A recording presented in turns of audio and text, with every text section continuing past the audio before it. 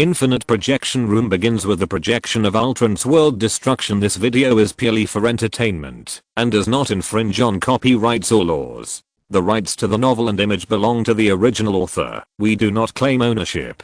Don't like waiting and want to listen to this fanfic in full now? Subscribe to our Patreon, where you'll find the best fanfics. Chapter 801. It's only been 10 minutes since I left the house.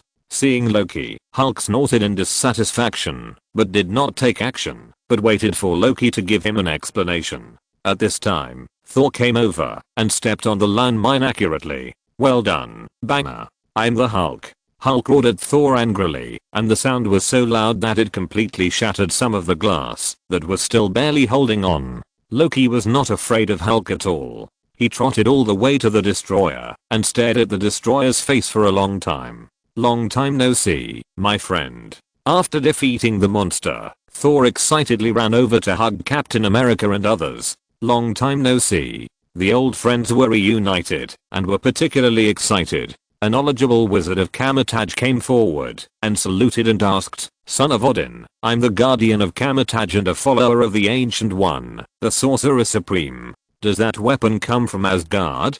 Thor nodded and admitted, "Yes, this is our Asgard's artifact, the Skyhammer. Loki will explain to you the specific situation. I've wanted to ask this for a long time." Clint came over and asked, "Why did you bring him here?" "I was confined by my father for no reason, and I begged Loki to take me out." There was a hint of embarrassment on Thor's face. Running away from home was not a nice thing to say, and he even begged his brother to help him run away from home. "I don't know why my father summoned me to Asgard some time ago and then completely sealed off Asgard. I think it must have something to do with these hammers. I heard sometimes space waves on Earth a while ago, and my father's abnormal behavior made me feel that something was wrong, so I took Loki and ran away secretly." Loki couldn't help rolling his eyes after hearing this. "You are the eldest prince who is under house arrest and idles around every day, either drinking or fighting. And I'm the second prince who is about to become the regent and is overwhelmed by government affairs all day long. How could we run away from home without the permission of our father? When I left, I was so perfunctory that I didn't even cast an illusion. Odin was even more perfunctory that he gave Heimdall a 3-day holiday and didn't even take away the Guardian Sword, the key to the Rainbow Bridge. All he did was take Thor over the outer wall of the Asgard palace." Thor could not think too much, but it was difficult for Loki not to guess Odin's thoughts. He got some information from his mother, most of which was about the prophecy. Finally, he stood up with a frown and said, "It's him, Ronan the Accuser." "Who?" "Loki. I knew it was a wise choice to bring you along." Seeing that Thor wanted to come up and hug him, Loki dodged directly, and then, without paying attention to the embarrassment of Thor, he explained the current situation to everyone. "Ronan the Accuser, one of the accusers chosen by the supreme wisdom of the Kree Empire, a man who should have died. Ronan launched a war against Xander more than a year ago, but was torn to pieces by the energy field created by the Power Stone, one of the 6 Infinity Stones, during the battle. Although the possibility of Ronan faking his death cannot be ruled out, why did he become Lord Skyhammer more than a year later? This must be a big problem. Lord Skyhammer? Is there a system for this thing in your Asgard?" The Lord of Skyhammer was a subordinate of the previous God King, the Great Serpent Kull. For some unknown reason, Loki told everything he knew in detail. The Great Serpent Kull is the god of fear. Under his rule, the 9 realms became more and more painful. Later, Odin overthrew the rule of the Great Serpent and sealed it, and his subordinates were also beheaded, and their hammers were also lost in the starry sky. This is the problem I'm worried about. Why did Ronan the Accuser suddenly appear as Grathus the Destroyer, as if he had come back to life? Could it be that the Great Serpent rescued Ronan in advance? Or did you recognize the wrong person? Both guesses are unlikely. Loki pointed to the broken hammer on the ground. "This hammer is Ronan's Accuser Hammer, a creation of the Kree's supreme technology, which is almost impossible for outsiders to copy. If you have that technological strength, there is no need to copy this thing. And I've met Ronan himself several times, and I think there is a high probability that this corpse is Ronan's." Yes, a corpse. When the Sky Hammer fell from the hand of Strength, the Destroyer, who was originally full of murderous intent, had now become a candle in the wind. His body was still upright, but he was breathing in less than breathing out, and it seemed that he was about to die. Loki's call of corpse broke the last psychological defense of the destroyer, and he died on the spot. Does the snake know necromancy? The kind that controls the dead? I don't know, but there are 8 sky hammers in total. There must be more hammers that fell on the earth, and you can't destroy the sky hammer with your power. As long as someone holds the sky hammer again, the sky hammer master will be resurrected. Miles and Benjamin Parker hurried over. Seeing that the battle here was over, Benjamin showed a look of relief. It is indeed easy to wipe out a group with a novice. What's wrong? Is no one injured? Gwen's expression was not good, and it was obvious that someone was in trouble. It's okay, guys. Eddie was the one who took the initiative to comfort them. When we blew up the rocket before, I almost thought Venom was dead, but he wasn't. The guy must be sleeping in my body now. He will be fine after a good sleep. Eddie said this with a guilty conscience, because unlike the last time he blew up the rocket, this time he couldn't feel the presence of Venom. Although this guy was annoying, although this guy always fought with him, although this guy had a lot of problems, he felt that Venom was indispensable in his life. Sorry, we are a little late. It's all my fault that Benjamin slowed down. It's okay. I'm just happy to see you all make it. Gwen patted the two on the shoulders and said, Peter, I mean I don't know where my Peter is now. Isn't he here? Miles said, but he left with Hulk before. No, when I got here, there was only Hulk here. Gwen looked at the huge Hulk and still walked forward, mustering up the courage to ask, hello, where is Peter? Who is Peter? Hulk tried hard to put on a smile, and Gwen responded with a smile. She asked, the one who took you away and glowed. Gwang asked me to come alone. He said he was going somewhere else. Where to? He didn't say. Chapter 802. The title of the previous chapter should be used for this chapter. No matter who the enemy is, we will definitely defeat him. Thor raised his hammer with full confidence. He was unprecedentedly confident after easily defeating 2 Skyhammer Masters. Loki connected these changes with something that suddenly appeared this year. The screening room. He felt that these changes might be related to the screening room. Don't worry, Loki and I will definitely. Thor walked up and patted Loki's shoulder, but his hand went straight through Loki's body. The fighting skills and fighting instincts acquired over thousands of years gave Thor a strong balance, so he didn't fall. Thor stared at Loki with a pair of bull eyes. He never expected that Loki would betray him again less than 10 minutes after he ran away from home. Loki saw that the matter was exposed and showed a cunning smile, and then a magic light that had been prepared for a long time lit up, and a knife stabbed into Thor's kidney, and Loki himself disappeared. Goodbye, dear brother. I hope you like my gift. Loki. The Avengers had an expression that they had expected, as if they were not seeing a rift between brothers, but a common scene. Thor covered his wound, not wanting to explain anything. Miles hurriedly reported to Benjamin Parker about the zombie-like enemies they had encountered before. There's no other way. Let's get moving first. This night was destined to be a sleepless night. And in the place where the big snake was imprisoned, Cole had already started cursing at this moment. MD, there was only a little bit left to success, and you showed me this? Exclamation mark. The 3 Sky Hammerlords gave their heads one after another, and the worst one even had his hammer blown up. The 4th hammer fell into the sea, and no one picked it up.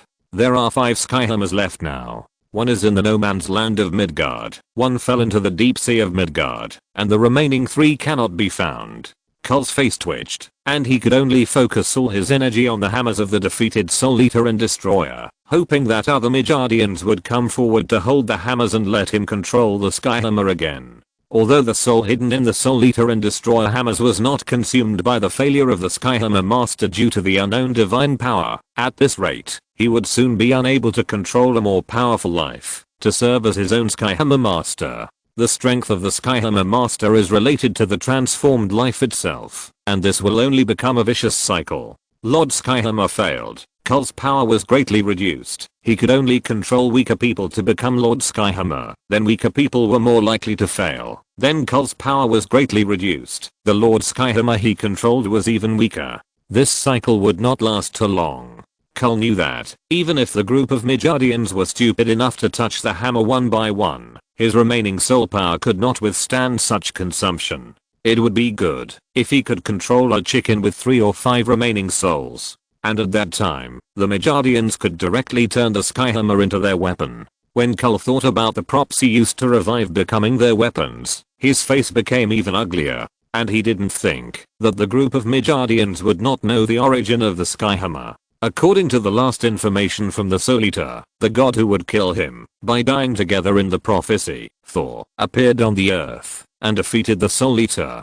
Since the other party has come to earth, he must have some understanding of the language and will definitely try his best to prevent the prophecy from happening. Kull knew that the prophecy would definitely come true. This is the prophecy characteristic of their Asgard pantheon. Once the prophecy is confirmed, the result is set. It's just how to achieve it, when to achieve it, etc., which can be changed.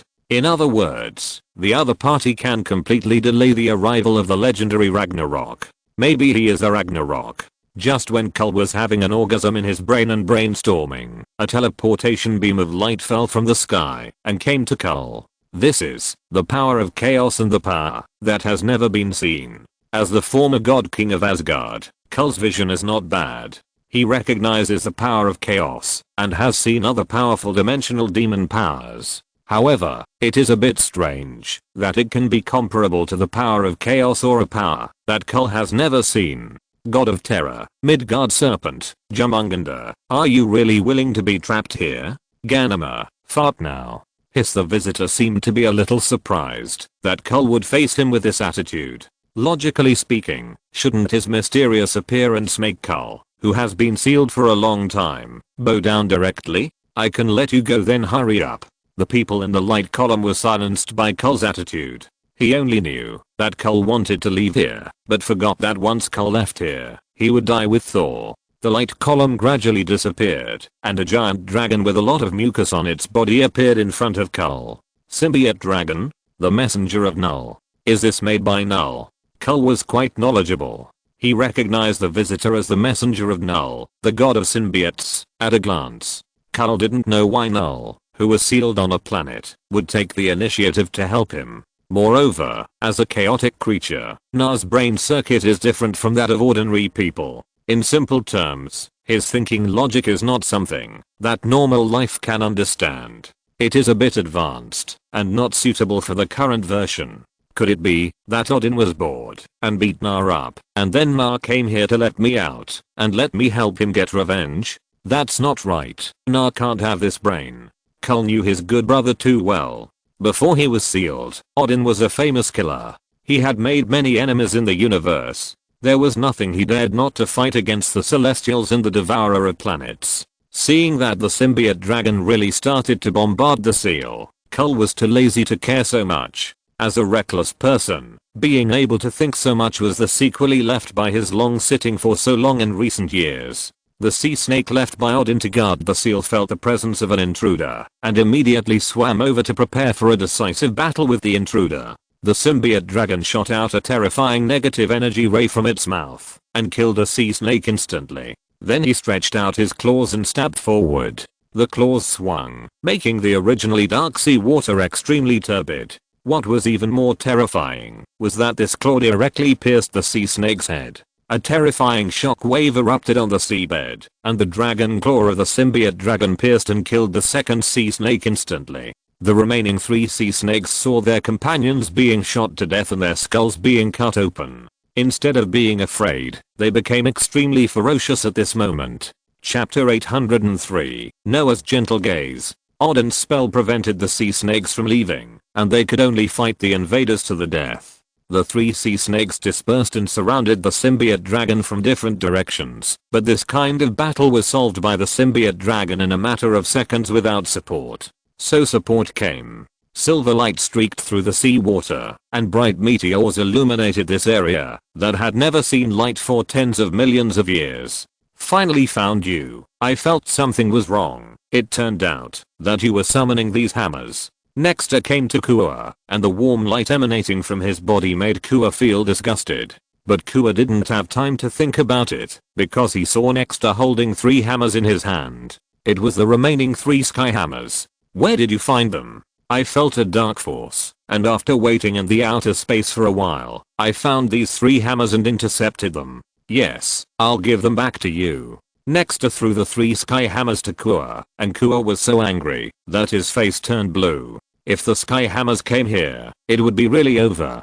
I'm sealed. What's the use of having 3 hammers? Thinking of this, Cole hurriedly shouted to the symbiote dragon, "Aren't you going to save me? Hurry up and do it." The symbiote dragon aimed at Nexter and sent out the same negative energy ray as before. Nexter dodged it by leaning sideways and then went up and punched him. The more terrifying impact swept in all directions and even formed a very short vacuum at the position where Nexter punched. This had nothing to do with magic, but was caused by pure power. The 3 sea snakes felt the terrifying power of the other party and looked at their own small arms. They had no legs and no arms, so they decisively retreated and planned to let them finish fighting before coming out to collect the heads. "What kind of monster are you?" The symbiote dragon was hit on the right paw by Nexter's punch and flew backwards thousands of meters. The symbiote dragon could not answer Nexter's question because he was just a symbiote without reason. Roar. With a roar, the body of the symbiote dragon underwent a tremendous change. It expanded to hundreds of meters in an instant and even grew to heads. What is this? Stage 2? Nexter then evolved into Next-Dimensional Devil. This was the ability Peter had awakened when he defeated the X-transformed two-headed rat. The reason why it was called Dimensional Devil was that in addition to awakening more magic and light skills in this form, Peter also felt that this name sounded better. Evolved Light Blade. This was Nexter's original photon dagger. Peter was deeply inspired after watching the battle of a certain scientist from the Kingdom of Light who did not want to be named.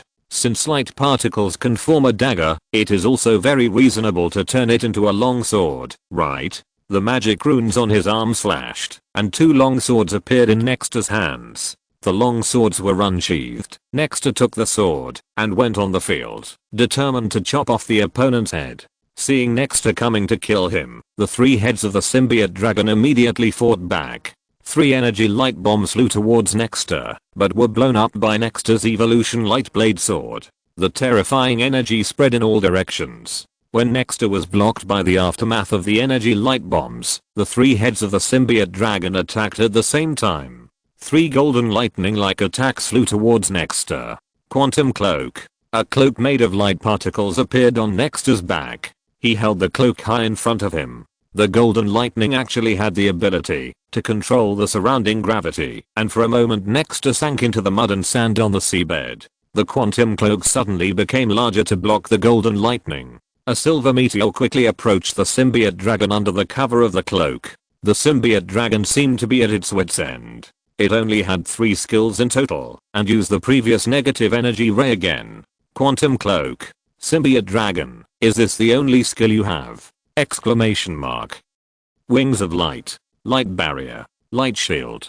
Wings of light made of light energy spread out behind Nexter, and Nexter's body was extremely safe under the protection of a layer of light field and photon wall. The dragon of symbiotes had never seen such a steady opponent. As the messenger of the god of symbiotes, it had fought in the universe for many years, and had fought against all kinds of masters. However, when Nexter came up, he had to put on a shield first. One was not enough, so he had to put on several more.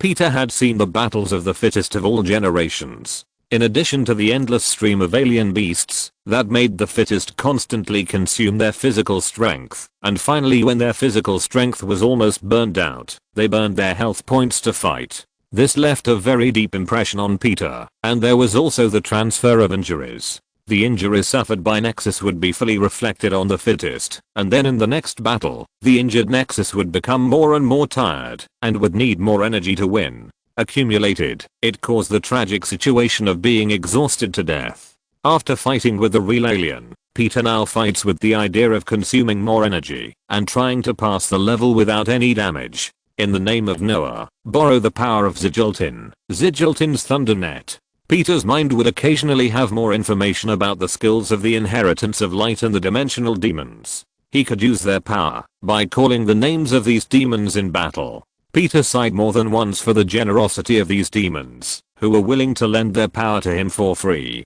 Of course, what he didn't know was that since there was a grudge and a debt, Peter borrowed the power of these demons in the name of Noah. When the dimensional demons went to collect the debt, the great god Noah would appear to meet the creditor. Then these vicious and greedy dimensional demons will kneel down to thank Noah for not killing them, and they dare not even mention the word debt. This is what the Ancient One does in Marvel. He first borrows power, and if you don't lend it, he will beat you up and ask if you want to borrow it. If you still don't accept it, it will be turned into power. If you borrow it and come to ask for the debt, he will beat you up again and borrow some more. What about those who the Ancient One can't beat? The boss of the Ancient One is Vishanti. If Vishanti still can't beat him, then the Ancient One will directly surrender to the enemy. So Noah is really too gentle to persuade these demons to leave with a calm look. The Thundernet bound the symbiote dragon, but it was broken by the chaotic power on the symbiote dragon. Then the skill used by Peter directly made the symbiote dragon's 6 eyes widen. In the name of Noah, borrow the power of Null. Null missed. The symbiote dragon now just wants to curse. That is Null. Null is his master. Isn't it a bit too much for you to use Null's power to deal with him? Then Peter used the power of several dimensional demons again, but the effect was not good. Although the power of these dimensional demons in this universe is much stronger than in my world, it is not effective for this strange dragon. Photon destruction bullet. Electric current and light particles surrounded Nexter's hands, and an ordinary light bullet flew towards the symbiote dragon. A ball of light fell on the symbiote dragon. Peter judged from the opponent's screams and the sparks caused that this must have caused great damage. Peter found that Noah's light was still effective and began to use various light skills to beat the symbiote dragon, leaving only a group of dimensional demons who were cursing in their own dimension and did not dare to curse in front of Peter. Chapter 804, The Fury of the Bottomless Abyss. Photon Destruction Bomb is a photon type skill. Light blade cutting, light irradiation and photon explosion are 3 major attack skills. The photon bomb pursues the power of an instant explosion. The photon destructive bomb hit the body of the symbiote dragon, and 3 screams rang out. In order to pursue the highest hit rate, Peter did not hit the 3 heads of the symbiote dragon, but chose the body that was easier to hit. Under the crushing attack of the photon destructive bomb, a big hole was blown out of the body of the symbiote dragon, and the black slime had to repair the wound first. Seeing that the opponent was severely injured by himself, Nexter immediately took advantage of the victory and pursued. The arc of electricity surged on the palms of his silver white hands. Then Nexter clenched his fists, stretched them forward, and the 2 fists collided with each other. A white arc of electricity hit the body of the symbiote dragon.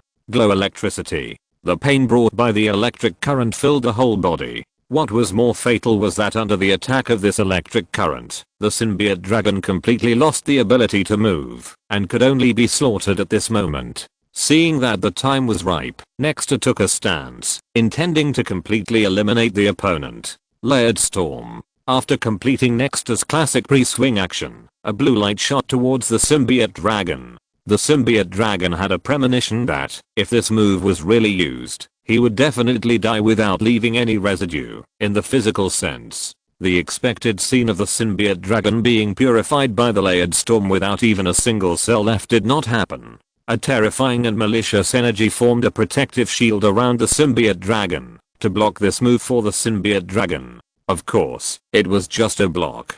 As mentioned before, compared with the light bullet skill, the light skill does not have the terrifying instant kill and AoE damage, and it is definitely not as good as the cutting skills of the light blade series in terms of armor penetration, but the advantage of the light skill is that it can continuously output, as long as the user has enough energy.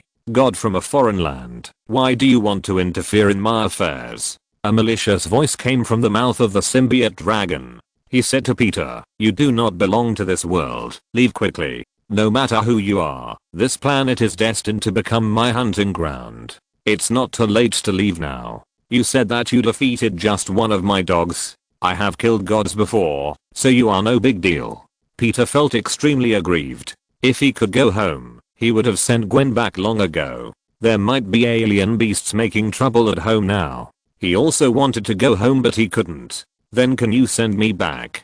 Peter reduced the power of the Stratustorm and asked tentatively, I don't know why I came here. If you can send me back and won't attack this planet, then I will be very grateful. The owner of the symbiote dragon seemed to know something about Peter's situation, but he couldn't say it because of more factors. In the end, he could only say a few harsh words and left. In this case, then there is no need to talk. This dog is given to you when we come. Stratustorm high power. The Stratustorm, which is 5 times more powerful than before, instantly penetrated the body of the symbiote dragon. Peter said that he was really tired of maintaining the Stratustorm posture. He was a little unwilling to listen to the guy's nonsense. If you can't send it, then don't send it. Why are you threatening people? It's really uncivilized. Next finished releasing the light, which lasted for a minute. He used a powerful skill like Lodestorm and threw a bunch of small skills again. Even Peter, whose energy bar was longer than that of ordinary Ultraman, was a little overwhelmed at this moment. The red light was not so severe, and he was not seriously injured, but the time to recover blood after returning was bound to be long. Unknown God, please wait a moment.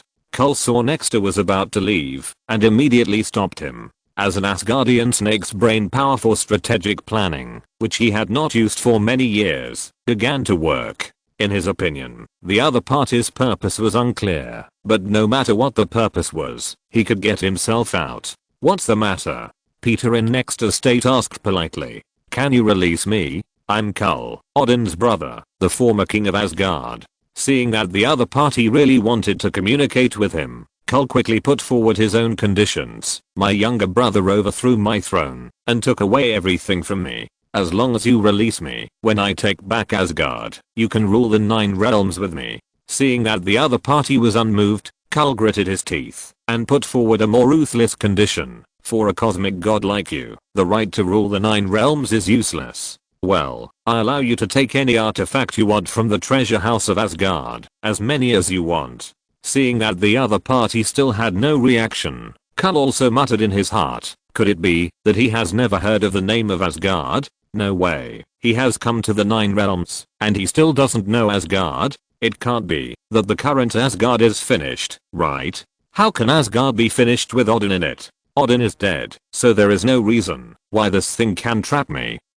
Kull thought, could it be that during the years he was sealed, something really happened in Asgard, causing this newly promoted god to not know the existence of Asgard at all? He was very confident in the artifacts in the Asgard treasury, which was a treasure house that could rank among the best in the entire 9 realms and even the entire universe. How many years had he been imprisoned? Has the times changed dramatically? Let me ask you, if you get out, what will you do? What will you do? The bottomless black abyss. A human stood in the abyss of the universe where only the Father of Heaven could survive. He held a black longsword in his hand, and when he saw Peter cut off his communication, he went berserk. But he could do nothing but be furious. Although he could wipe out Nar and use Nar's power for his own use, he was just an ordinary person before the end came. Black Death Sword R. After continuing to be furious, humans could only continue to think of ways. The first thing he did was to give away the Black Death Sword that had killed gods. In his hands, this thing could only be used as a well-made figurine, and it was useless otherwise. Logically, the best option was to give the Black Death Sword to the Godslayer Gol, but he wanted to do something new and find a different and more powerful villain to give this thing away. How about Darkseid? Chapter 805. Who are Kull's family members? I will recover my strength first. Kull saw that the other party was finally willing to reply to him, and his heart finally relaxed. Replying to the message is good. As long as the message is replied, it means that the other party is still willing to communicate with him, and if they can communicate, then they can talk. As long as they can run away, what blank checks can't be written? I'm the god of terror. As long as I go out, I can make Midgard fall into fear. The fear of Midgard is enough for me to recover, and then I will continue to bring fear to the entire 9 realms. Kull talked incessantly, and Peter listened quietly. When Kull finished speaking and looked at Nexter with expectant eyes, Nexter nodded, then turned around and left. Kull. Fortunately, Nexter came back the next second. Kull felt that, even if he was the body of the Father God, it was not good to play such an exciting game. Just when he was about to curse, he heard Nexter say, "Sorry, I forgot to take something." 3 chains of light were thrown out and pulled the 3 sky hammers back into Nexter's hands. Nexter said, "You are too dangerous. I can't let you out. I will return these hammers to your family for safekeeping. If you are released one day, you can ask your family for them. Goodbye." Nexter left without leaving a trace of Cloud. Cull was in a daze for a long time. Finally, he realized that he was not only fooled, but also ridiculed. "Asshole. I swear, when I get out one day, I will kill you for revenge." Ignoring Cull's impotent rage, at least in Peter's opinion, his approach is absolutely correct. Release a god of fear. Loki is the god of trickery and caused such a big mess in New York. If a god of fear comes out, won't the earth be turned upside down? It is definitely not that he feels that Cull's ability is mysteriously similar to that of the alien beasts, so he deliberately targets them. He didn't take the hammers away for private storage, but really intended to hand these dangerous hammers to the people of Asgard for safekeeping. Now there is only one question: how can I get to Asgard? In Peter's view, Asgard is still closed, and he doesn't know where Thor and Loki came. So when Peter was thinking about this, a rainbow fell, and a woman in gorgeous clothes walked out. "God from another world, please come to Asgard for a chat." Avengers building.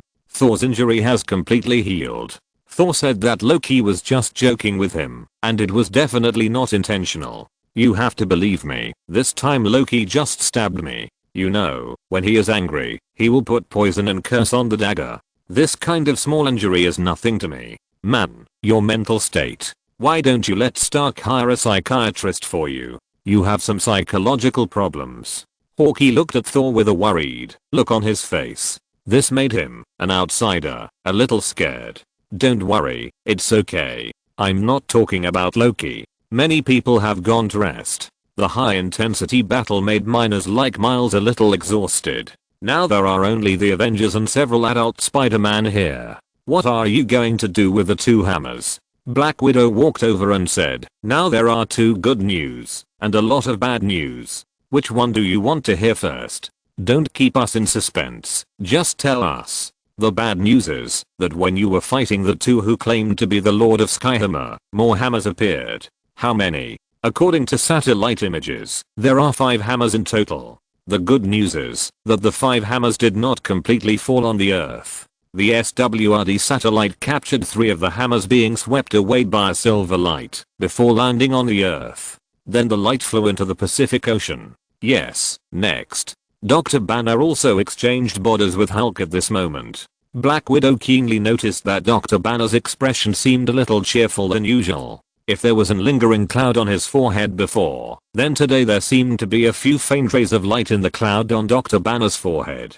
This subtle change was not noticed by a group of men, and even Hawkeye would not notice such a subtle change in Dr. Banner's emotions. But women are much stronger in emotions than men who are rational creatures. As a senior agent, Black Widow has taken this kind of emotional observation to the extreme. She knew that this change must be related to Nexter. Sure enough, Dr. Banner then simply described his experience in the mirror space under the inquiring eyes of everyone. "In the name of Noah, borrow the power of the soul." The 6-pointed star array emitting orange light unfolded at Hulk's feet. The gentle orange light made Hulk's face show a comfortable expression. The 6-pointed star array gradually became dazzling, and in the sea of consciousness of this body, the 2 personalities met for the first time. Banner's personality woke up, and he thought he would wake up in the ruins, or in prison as usual. Maybe Tony would complain about himself with a full tongue, because Hulk must have smashed the Avengers building to pieces. But no, he now appeared in a space without distinction between up and down, left and right. Just when he was confused, a figure appeared in front of him. Hulk. This was the first time Banner saw Hulk in person. Usually, the 2 of them were like 2 people living in a dark room. Whenever one of them went out, the other could only be locked in a cabinet in the corner, so they could not meet at all. Banner's understanding of Hulk came from various video materials at ordinary times, and whenever he saw Hulk's violent destructive power, he felt deeply afraid. Although it was the first time he saw it, Banner knew that the giant in front of him was Hulk. "No, don't come over." Banner, who had just woken up, had not reacted yet. Under the instinctive trend and extreme fear, Banner destroyed the stability of the formation. Peter, whose formation was destroyed by Banner, was not injured. A giant of light who did not want to reveal his name silently took on everything. Hello, Dr. Banner. It took Dr. Banner a long time to react and remember who was in front of him. You are Peter, right? I've seen your human form. Yes, I'm in the next estate now, combined with the light bestowed by Noah. Okay. Is this downtown New York City? This is my mirror space. There is no life here. All damage caused will be restored, and the restoration will be the same as reality. That's good. Banner breathed a sigh of relief. If the Avengers building is destroyed, I will have to work for Tony for the rest of my life. Drive Banner. I want to talk to you about Hulk. Chapter 806. Tired. Hulk. Banner couldn't help but break out in a cold sweat when he thought about how he had just faced the Hulk. Seeing Banner's look, Peter quickly apologized. Sorry, Doctor, I didn't think it through. Did you make that scene just now? I can borrow all kinds of magical powers, including the Soul Stone among the 6 Infinity Stones. I know that thing. Banner nodded and said, I should be the person who watches the most videos among the Avengers, except Captain and Tony. The special nature of the Soul Stone allows me to borrow its power. I use this power to let you and Hulk meet, but I forgot to inform you. Sorry, it doesn't matter, but why do you want me and Hulk to meet? Because I want to help you solve the Hulk problem. Solve the Hulk. Dr. Banner widened his eyes. He had been suffering from the Hulk for a long time. He used to have a perfect life, but with the Hulk, everything changed. Yes, if the Soul Stone can let me meet Hulk, then maybe I can kill Hulk, or at least control him.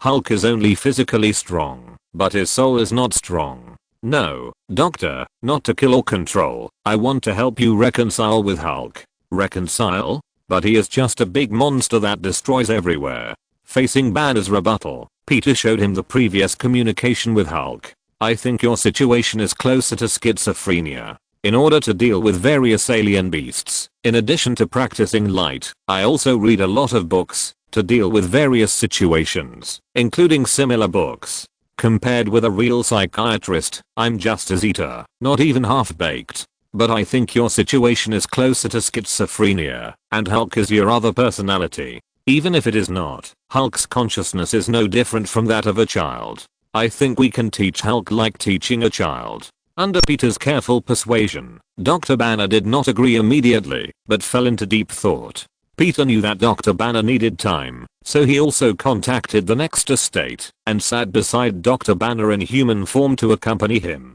Finally, Dr. Banner gritted his teeth and said, then I will try to meet Hulk. Whether he wanted to know whether what Peter said was true or really wanted to talk to Hulk, whether from the perspective of solving hidden dangers or anything else. In the name of Noah, borrow the power of the soul. The 6-pointed star orange light array unfolded again, and under the urging of the soul power, Dr. Banner's soul entered the previous space again. Hulk's personality is also here.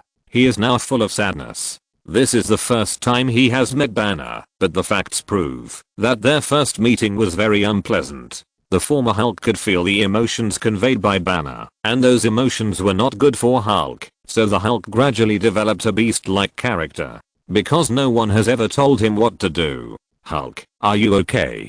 Dr. Banner looked at the Hulk who was squatting on the ground. This word is not very accurate, there is no land here, and curled up, and suddenly felt that his behavior might be a bit of a bastard. Banner, don't leave. Hulk's voice was muffled, and there was an unconcealable sadness in it. I won't leave. I won't leave. I just want to talk to you. Why are you always angry, always smashing things? Banner, hate Hulk, Hulk, sad, Hulk, angry, Hulk, smash, Hulk, don't fight, Banner, Hulk, no, Banner, Hulk, want, protect, Banner. Banner was stunned after hearing Hulk's words, especially the last sentence. In Banner's view, the birth of Hulk is absolutely related to the Gamma experiment of that year, but Banner doesn't know how Hulk was born. But what he learned is also more miscellaneous. He learned from some friends who are doctors in psychology that if humans suffer from serious psychological trauma, they will split another personality to help themselves bear those things that they cannot bear.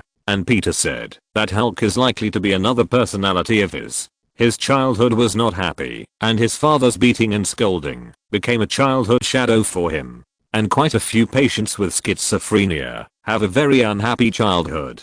Perhaps I left a hidden danger when I was a child. As time went by and I grew up, this shadow that would have helped me bear the pain was hidden in my heart before it matured. If I followed this situation, the worst result would be schizophrenia. But the huge power of gamma radiation stimulated the unformed personality, and he took on the pain for himself. It can be said that the birth of Hulk was indeed an accident. But Hulk is himself, and Banner is Hulk. Thinking of this, Banner hurried forward and held Hulk's hand. Don't be sad, Hulk. Banner doesn't hate Hulk. Banner is just a little scared.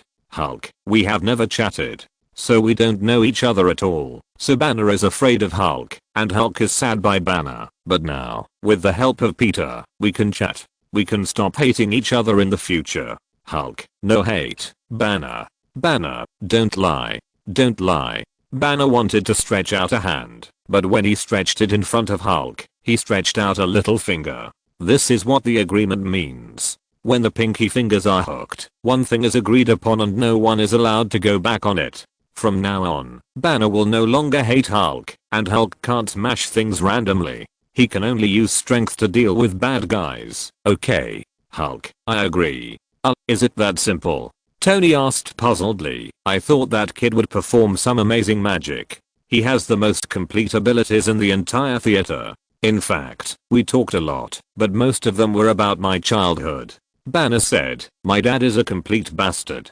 Any characteristics of a bad father can be found in him. Alcoholism, domestic violence, gambling are how I spent my childhood. This is also the reason why Hulk was born. Domestic violence, childhood shadows, these things are relatively unfamiliar to everyone present. Because compared with the above conditions, they all had a very good childhood. It's okay, Doctor. Captain America stepped forward and patted him on the shoulder. Although your childhood was not happy, you now have a brand new family. We can also make up for the family affection and love you once lacked. I think my dad is really crazy. I came back from running and was a little sweaty. He asked me why I didn't take a shower. I said I would take a shower before going to bed. He scolded me for wasting water by taking a shower 18 times a day. He is no longer looking for opportunities to scold me. He is now simply trying to set me up and then scold me. We can call each other because we won't see each other's faces, but the time cannot be more than 1 minute, because if it exceeds 1 minute, we will get tired of the other person's voice. I want to escape from this place now. I have found a homestay for 800 yuan a month. But we got sick again, and I thought my family needed someone, so I stayed. The update may be affected in a few days. Because I want to run away from home. No, to start my own business. That doesn't seem right either. Yes, independence. Yes, independence. I will write down that day, 30, my name, Independence Day. Chapter 807, Miguel's invention. What about Peter? Gwen asked the question she was most concerned about. He left. We found Miles on the way. After comforting Miles, Peter said that he sensed something was falling towards the earth, so he flew away to stop it. So Peter took the 3 hammers. He wasn't controlled, was he? Impossible. If Cole has the ability to control Noah's light, how powerful would Odin be? Captain America and Tony, the only audience members who had direct experience of Noah's power, had a deep understanding of Noah's power. It was not a power from the same dimension at all. As long as Noah's light did not give up on Peter, Peter would not be in any danger. Probably. We now control 2 hammers. Peter took 3 away, and there are still 3.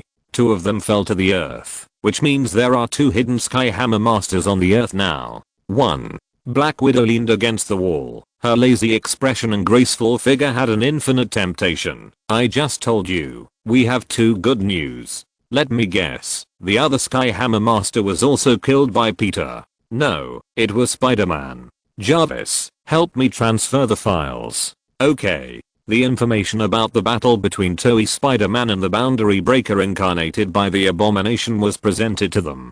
Because the base was destroyed, there was not much video data left. Only a few times of fighting between Toei Spider-Man and the Boundary Breaker were seen. But the information provided by the researchers later made everyone unable to understand it at all. First of all, how did he get to the research base so far away from New York? Secondly, Tony didn't know what to say to describe his current mood, and he finally asked, "Can you still summon giant robots?" Could the researchers have seen it wrong?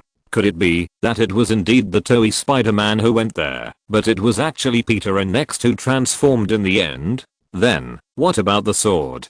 Peter told me that he learned a few tricks from a swordsman named Hikaru and figured out a skill called Devolution Light Blade by himself. TSK. Because the story was too bizarre, no one knew what to say. Spider-Man, driving a super mecha, fighting monsters? Isn't there something wrong with this style? At noon the next day, a group of researchers presented their results one after another. The Ultimate Spider developed a surveillance system for spider robots, while Tony used the satellite system and the equipment left over from the previous Inside project to develop a scanning device, which severely suppressed the Ultimate Spider. Although the future duo did not develop a drug that could turn vampires back into humans, they accidentally developed a neurotoxin. This thing is highly toxic to vampires, but it doesn't do much harm to humans. Have you done clinical trials? Faced with questions from several professionals, Miguel, 2099, explained, this neurotoxin can quickly invade the body tissues of vampires and cause great damage to their body tissues. Clinical trials were not conducted because there was only one mouse. Miguel's tone was full of regret, and his whole body exuded the aura of a Frankenstein.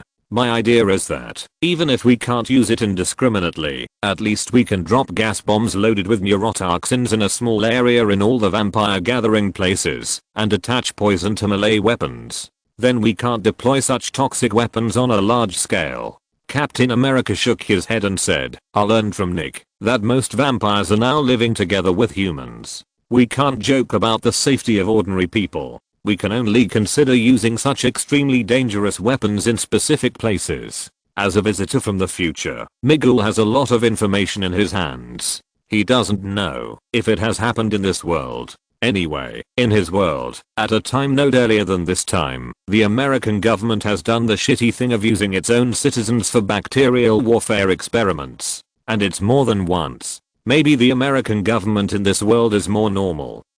Miguel came up with an extremely absurd idea. Maybe America in the Cold War can barely meet Miguel's idea. But we have silver weapons. Blade took out his silver sword, and Hawkeye also showed his silver-plated arrowhead. Although Black Widow is not equipped with these weapons, as long as she needs them, the wealthy Stark will definitely equip her with all the equipment she needs. A set of pure silver armor is not a problem. Miguel looked at Thor, and then turned his eyes away. He had read the information of this brother, and he didn't think he was someone who needed to use poison to deal with vampires. Dr. Banner, he couldn't make a pair of poisonous pants for Dr. Banner.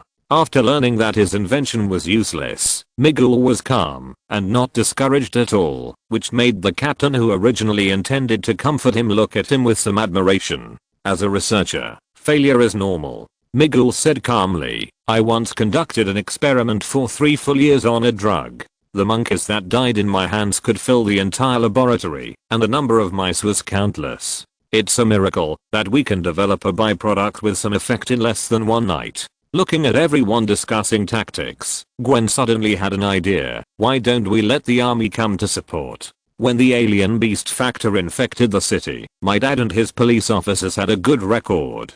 If a professional army comes, they will not be worse than the police. Besides, this is no longer a fight between superheroes and villains. This is a war between humans and vampires. Isn't it normal to join the army in a war? Do you think we don't want to? Nick has already discussed this matter with the military leaders. If they can finish discussing this matter before Christmas next year, or before the vampires capture New York, it will be a great success. Don't look at me like that, Gwen. As Nick Fury's confidant, Black Widow Natasha knows a lot about the ability of these politicians to argue. As long as the fire doesn't burn their buttocks, and as long as the White House hasn't fallen, then they can talk. I remember telling you about the situation of vampires. There are also factions among vampires. Natasha can only use a softer way to explain why those guys in Congress are still arguing. I will try to finish writing this crossover event as soon as possible. I hope the 7th volume subscription will be better.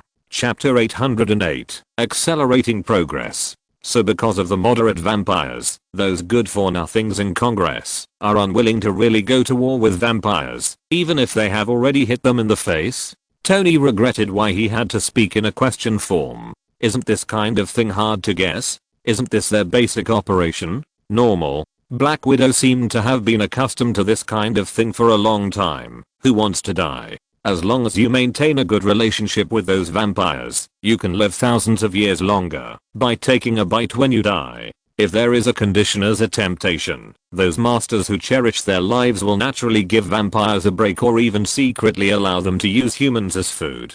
Use humans as food. Wait, don't vampires drink blood from blood banks? Captain, there are privileged classes among humans, not to mention vampires whose status is based on bloodline.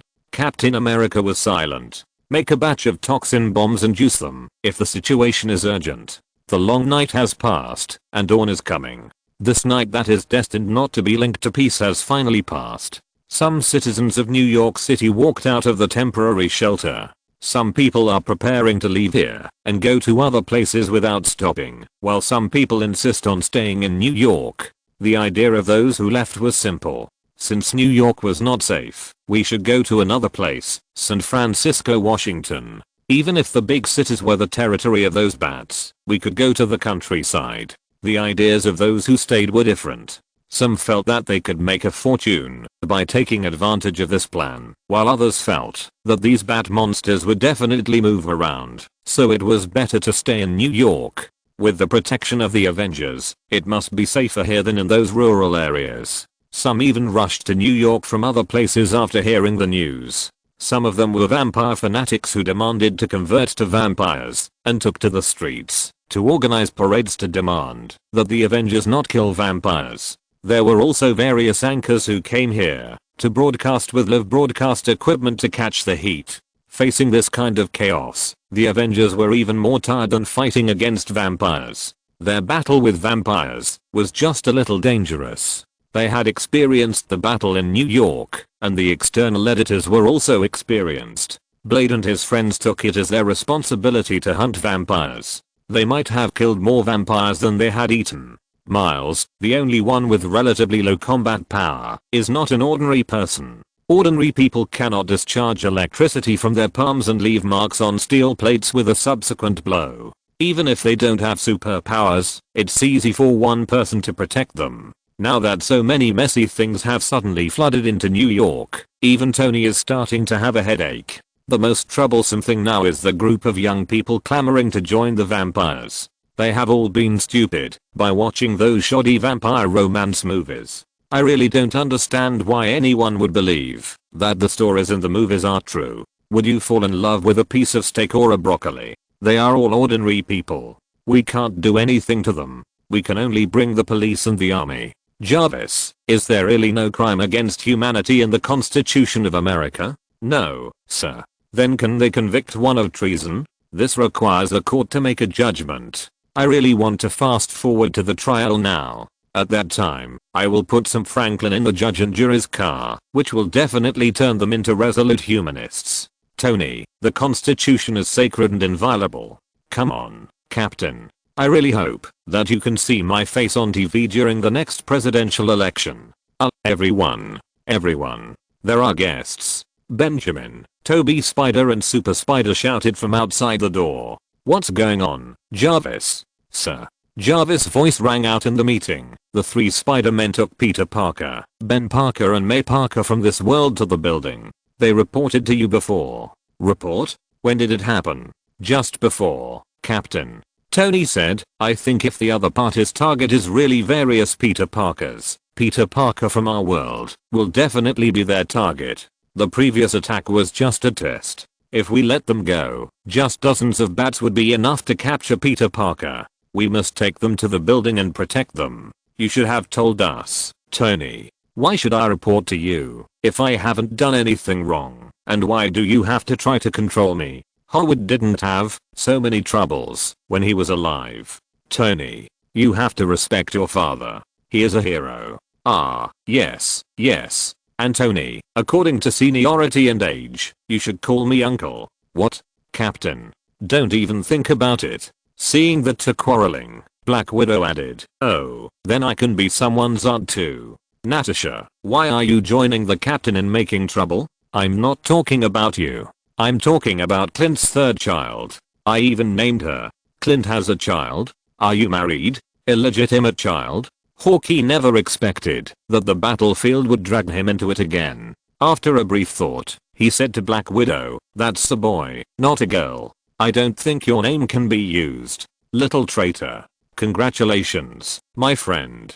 Be sure to notify me when the child is born. I want to send the blessing from Asgard to that little girl. As long as your Asgardian baby birth gift is not to throw the baby into the snow for a night, I will consider it.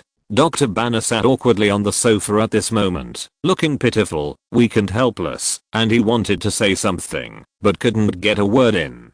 Generally speaking, as long as the captain and Tony quarreled, the two of them would definitely quarrel all day. Outside the door, the three Spider-Men relied on their spider hearing to hear what was being discussed in the house. While lying on the wall, they looked at each other. Should we knock again? Forget it, they have forgotten about our affairs. I'm going to go talk to myself in this world. Is there anyone who wants to go with me? Me. I'll go too. The Amazing Spider is no different from the ordinary Spider-Man without the prerequisite that Gwen is not on the scene. At this time, Ben Parker and May Parker are sitting in the high-end reception room of the Avengers building. It seems that our child is not simple, May. I just hope he can grow up healthy and we can be with him. That's enough. It's too dangerous to become a superhero named Spider-Man. I have now written about Krug going to get in trouble with Dracula. I should be able to open the 7th volume within a week. If you're listening to this novel on a channel other than Fanfic World, it means they downloaded and uploaded it without effort. We cordially invite you to visit our channel, Mundo Fanfic Novelos. There you'll find the original version of this story and you can explore many other novels of various genres. We're waiting for you to immerse yourself in a world of incredible novels. Chapter 809, Cull. There is a thief. He stole from an old man like me.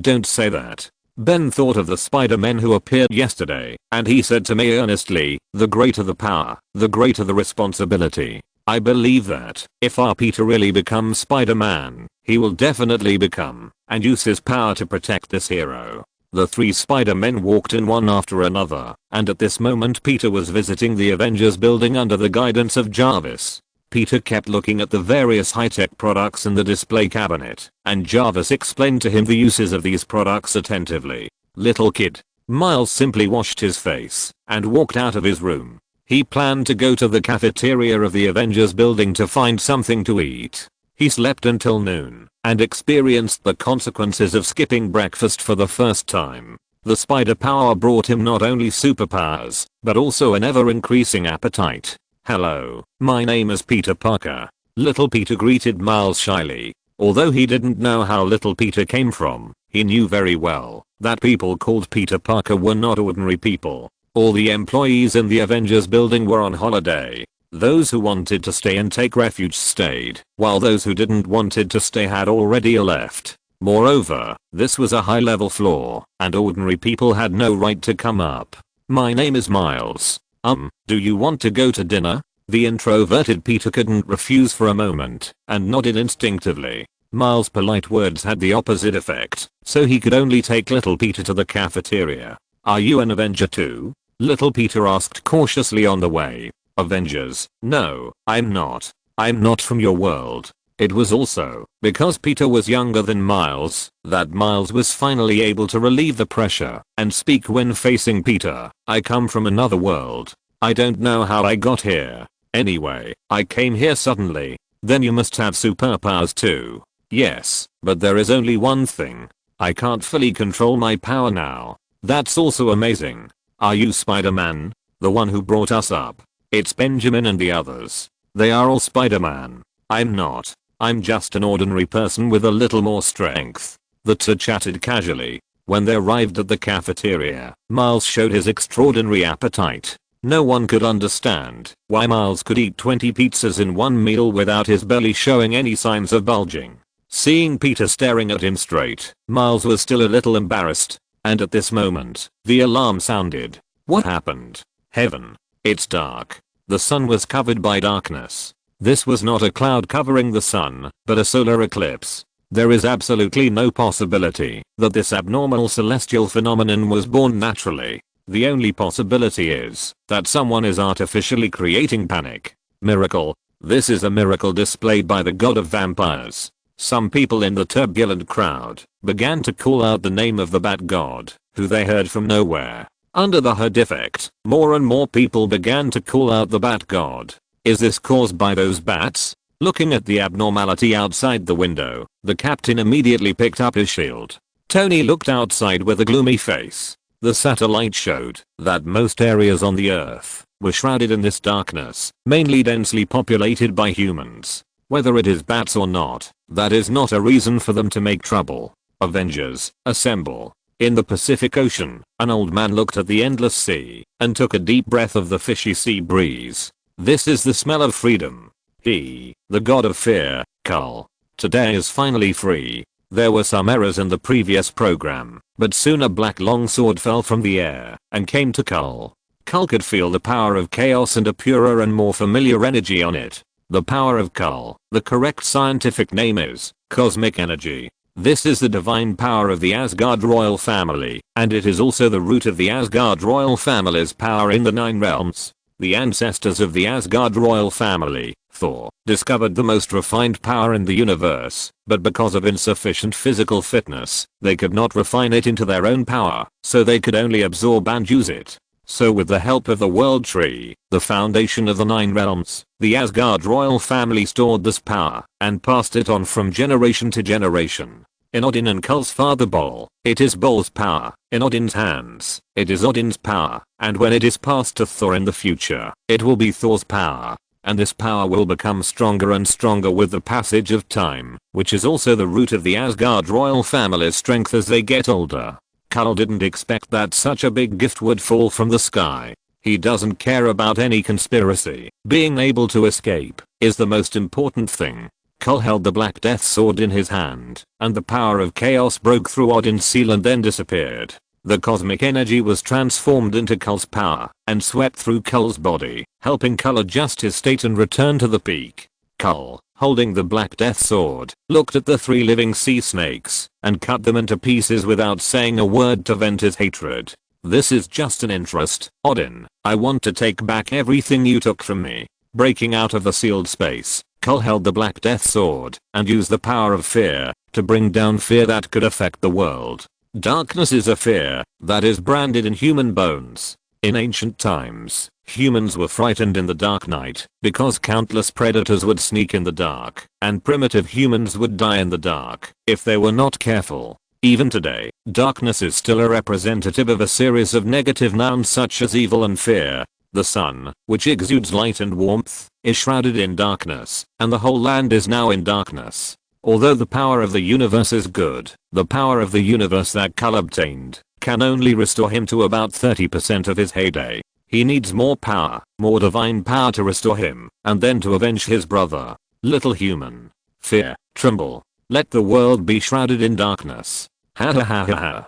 Kull performed hard, but soon he felt something was wrong. I performed so hard, but the power of fear didn't run to me! Exclamation mark.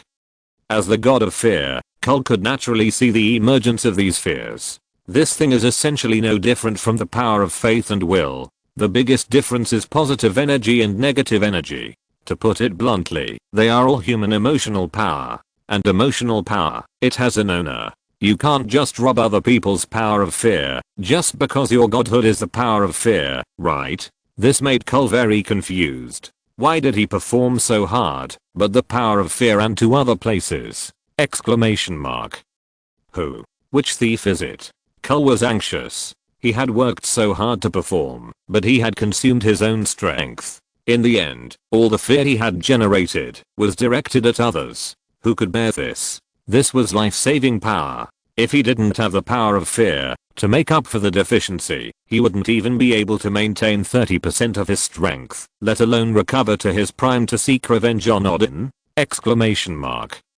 Kull was anxious, and in the Avengers building, a rainbow light fell, taking away Thor, who had just run away from home for less than a day. Heimdall, Thor, who was forcibly taken away by the rainbow bridge, had just left the portal when he saw his mother, Queen Frigga, looking at him. And next to his mother was another self!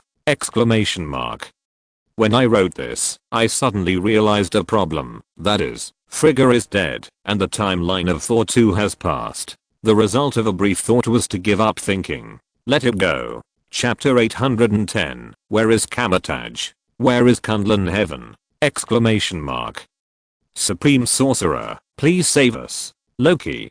Thor picked up Thor's hammer and threw it at his other self without saying anything. He could easily guess that it was his unlucky brother who did this. Listen, Loki, I'm very busy now and don't want to bother with you about you stabbing me, but Midgard must have my strength now. Thor couldn't continue speaking because he saw Loki raising his hammer with one hand.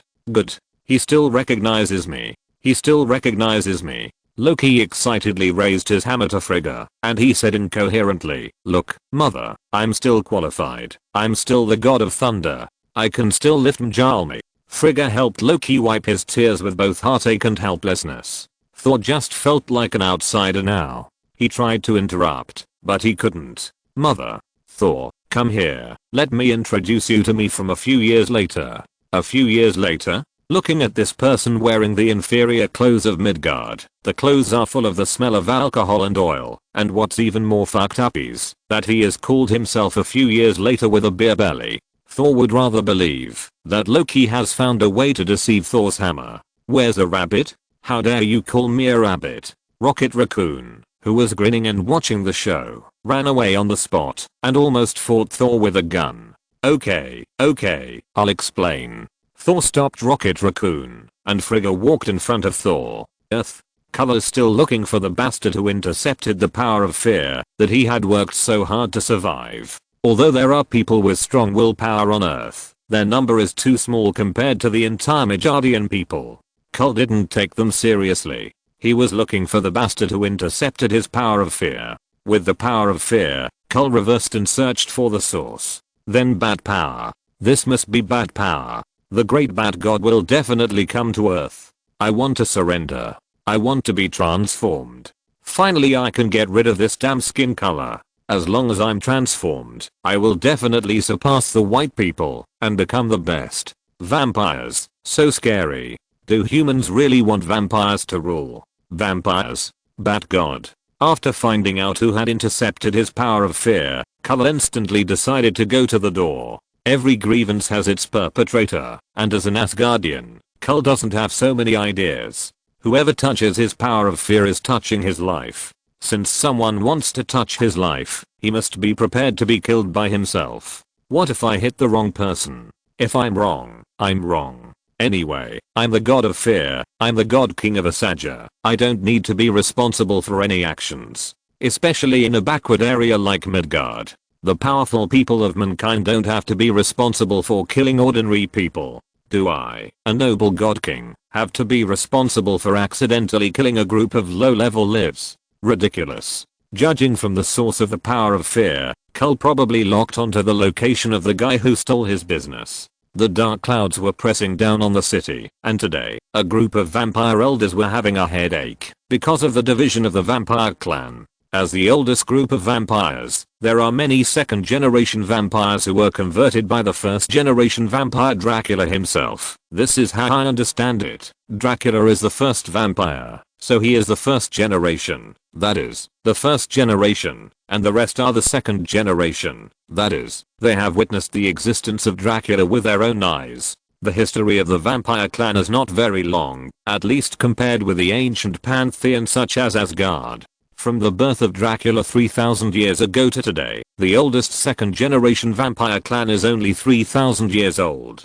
But as Dracula's confidants, at least these second generation vampire elders are absolutely Dracula factions in name, so no matter whether they are moderates or radicals, as long as they don't provoke humans and break the Kundlan Treaty of that year, they can fight in any way. But now the radicals have already taken actions to turn against humans, which is enough to make the second generation vampire elders furious. But as the news of the messenger's death came, the third generation vampire elders passed the news to the second generation vampires, and all the second generation vampires woke up collectively. Heretics are more damnable than pagans. This split of the vampire faith and the internal strife among the vampires have begun to shake the rule of the elders. They are very clear about their own strength. Except for Dracula, they, the second generation vampires, are just so-so.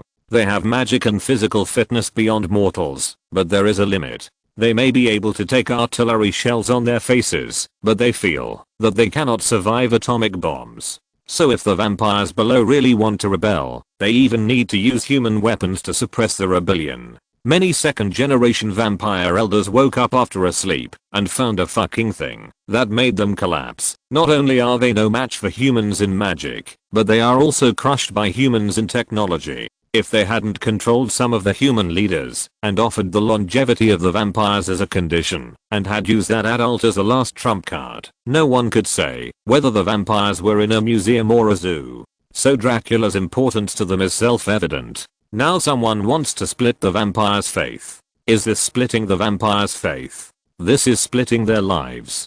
All the vampire elders gathered in Twilight City because they have been discussing this for 3 days.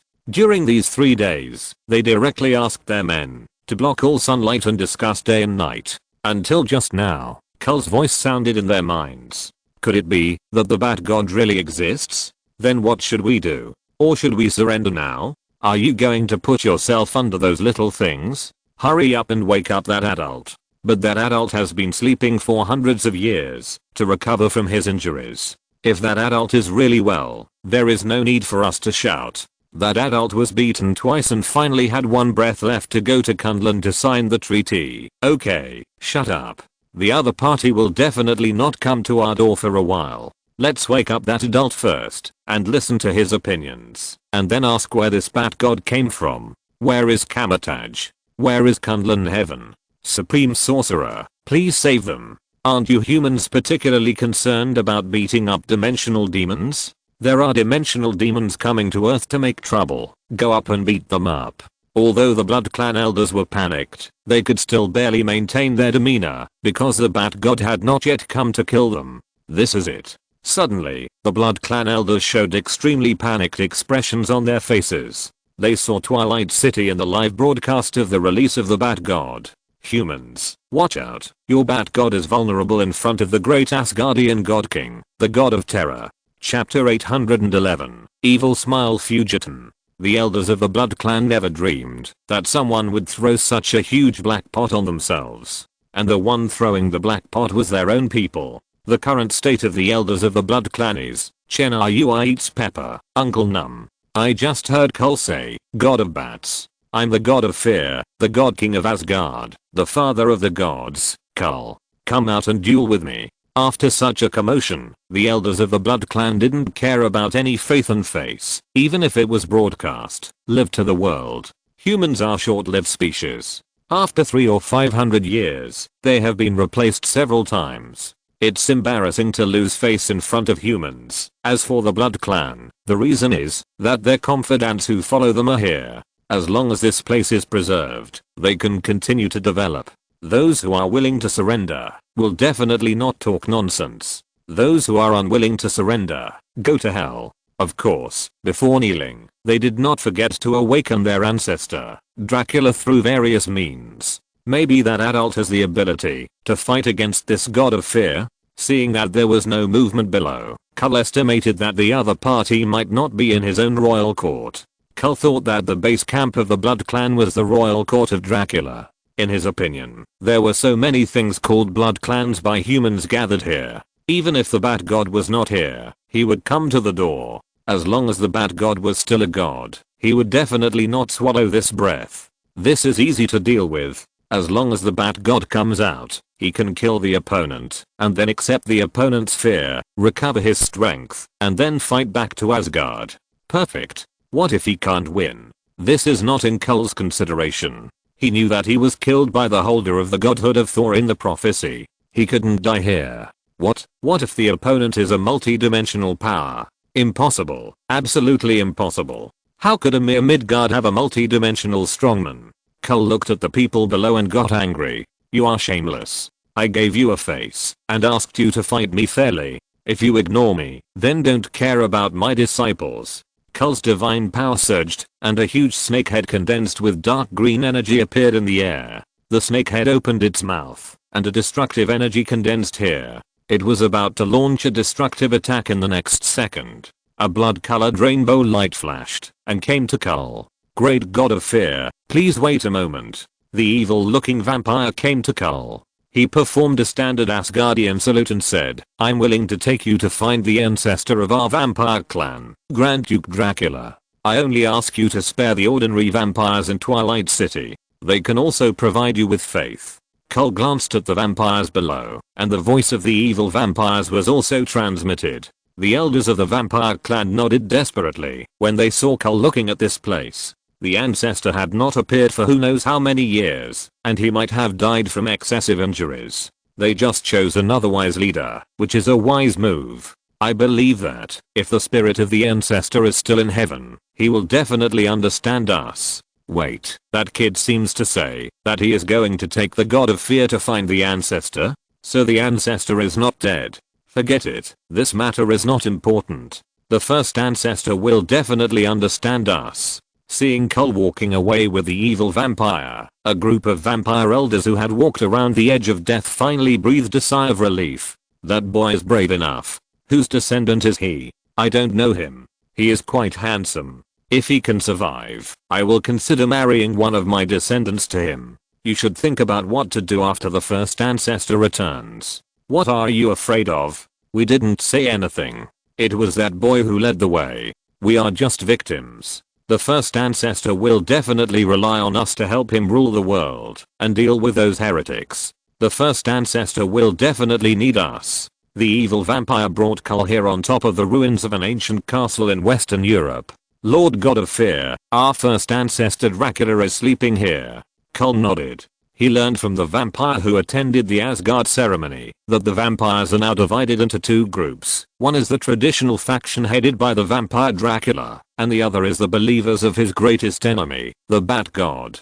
He needed strength to counterattack Asgard, and naturally he needed some men. This little guy gave him a good feeling, so he planned to subdue Dracula and make him his messenger. Dracula is different from the Bat God. The power of fear of ordinary people is more inclined to the Bat God, while Dracula's faith is mixed with fear, so Cull thought of recruiting a younger brother. If the other party agrees, he will be one of us, and the misunderstanding will naturally be eliminated. If he doesn't agree, the misunderstanding can only be eliminated physically. Bat God. That guy must be eliminated. I'm the only true god. Dracula. Cull's voice echoed in the sky. Since he came to recruit a younger brother, Cull's attitude was okay. At least he didn't come up to duel with others. He decided to subdue him through a duel after Dracula showed up. Maybe because Dracula was sleeping soundly, Cull's call had no effect at all. Sir, maybe the ancestor has not awakened yet. How about I go and call him? The evil vampire said at this moment. It's still a global live broadcast. Why don't you wait a little to show your demeanor? Cull was furious at the thought of a global live broadcast. Dracula's attitude made him lose face as an adult, and what's more terrible is that this live broadcast was initiated by himself. By the way, you'd better not turn off the live broadcast. That will affect your image in the hearts of believers.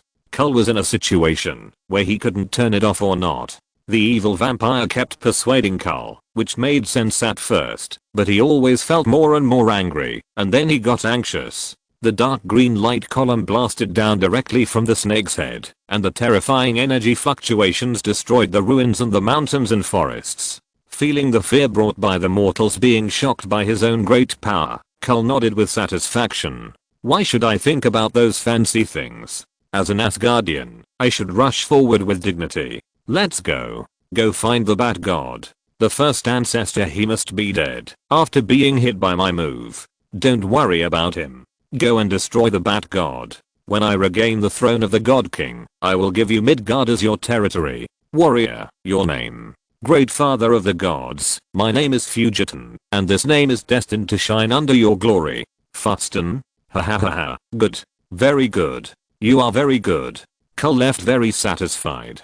Although he did not accept the first ancestor of the Blood Clan, he accepted a more pleasing subordinate. It doesn't matter whether he is strong or not.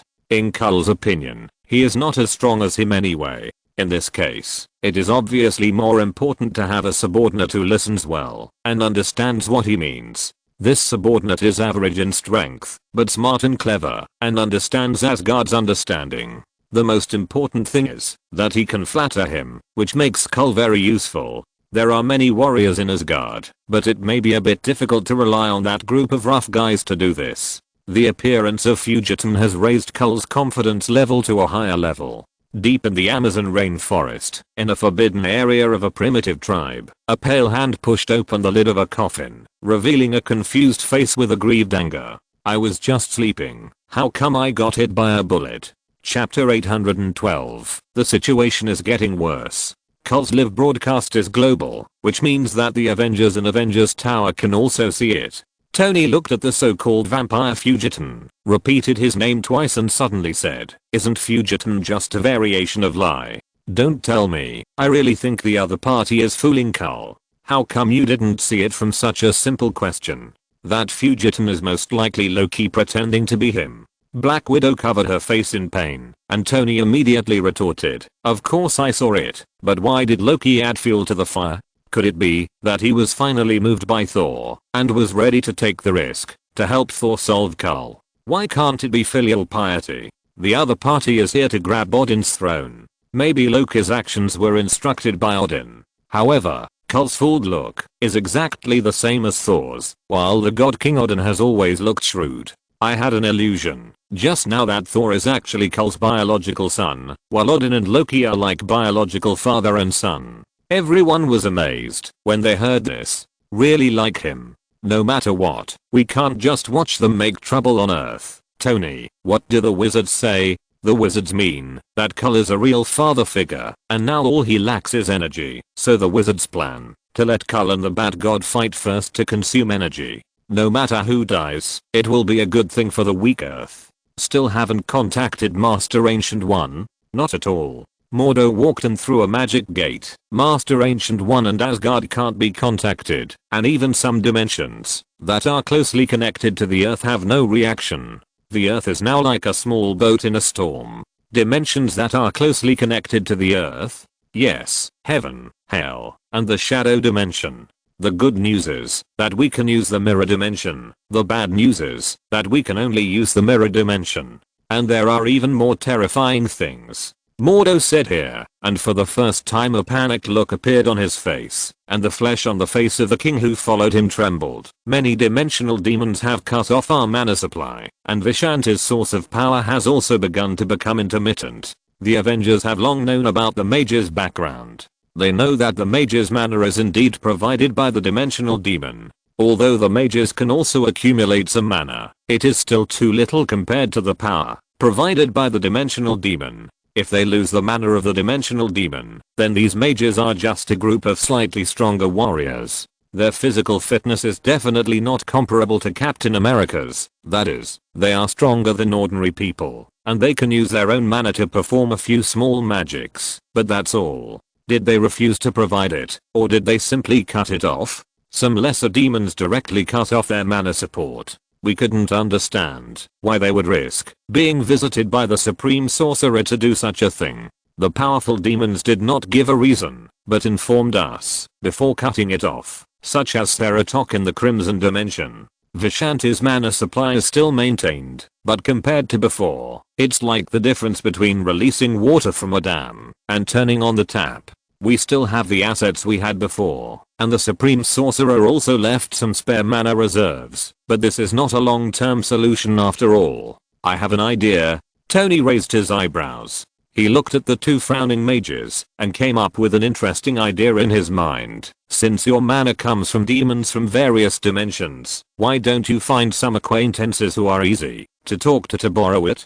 It is not only convenient to find acquaintances, but the price you have to pay will definitely be lower than those vicious demons. The acquaintances you are talking about are Thor. He is also the god of thunder. No, Stark. Although we can indeed ask Thor to borrow strength, the son of Odin has not yet become the king of gods. If he wants to use the power of thunder, he needs the assistance of Thor's hammer Mjolnir. Even if he can borrow, he won't be able to borrow much. Besides, the Asgard pantheon is not a single-handed effort, but a family. If I want to borrow, I need the permission of King Odin. The most important thing is that now we are not contacting King Odin.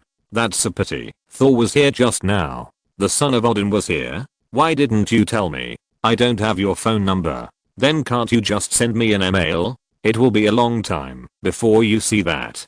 Captain America hurried forward to stop the fight. Thor ran away secretly. You won't be able to get much out of him even if you ask. Loki is on Earth now. If possible, maybe you can ask him. Loki? The god of trickery? Okay, where is he? Next to Carl, the vampire named Fugiton is very likely Loki. Hiss, how about you broaden your horizons?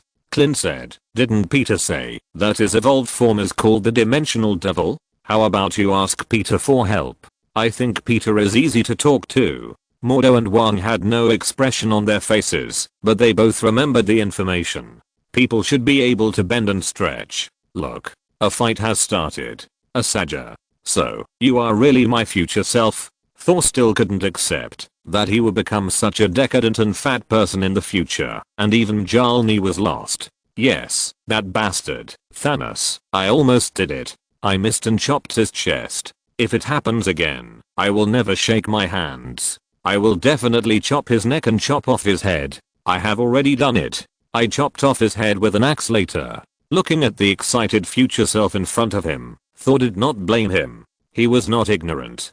He had read about his experience in the story of Avengers 3. First, half of his people were killed by Thanos. Loki was strangled to death by Thanos to save himself. He obtained a brand new weapon, Stormbreaker, from the dwarves to find Thanos for revenge, but he was still one step short, so he snapped his fingers. Thor looked at his future self, hugged him tightly, and said to him, the story has begun to change. This time I will definitely protect everyone. Ragnarok will definitely be ended by me.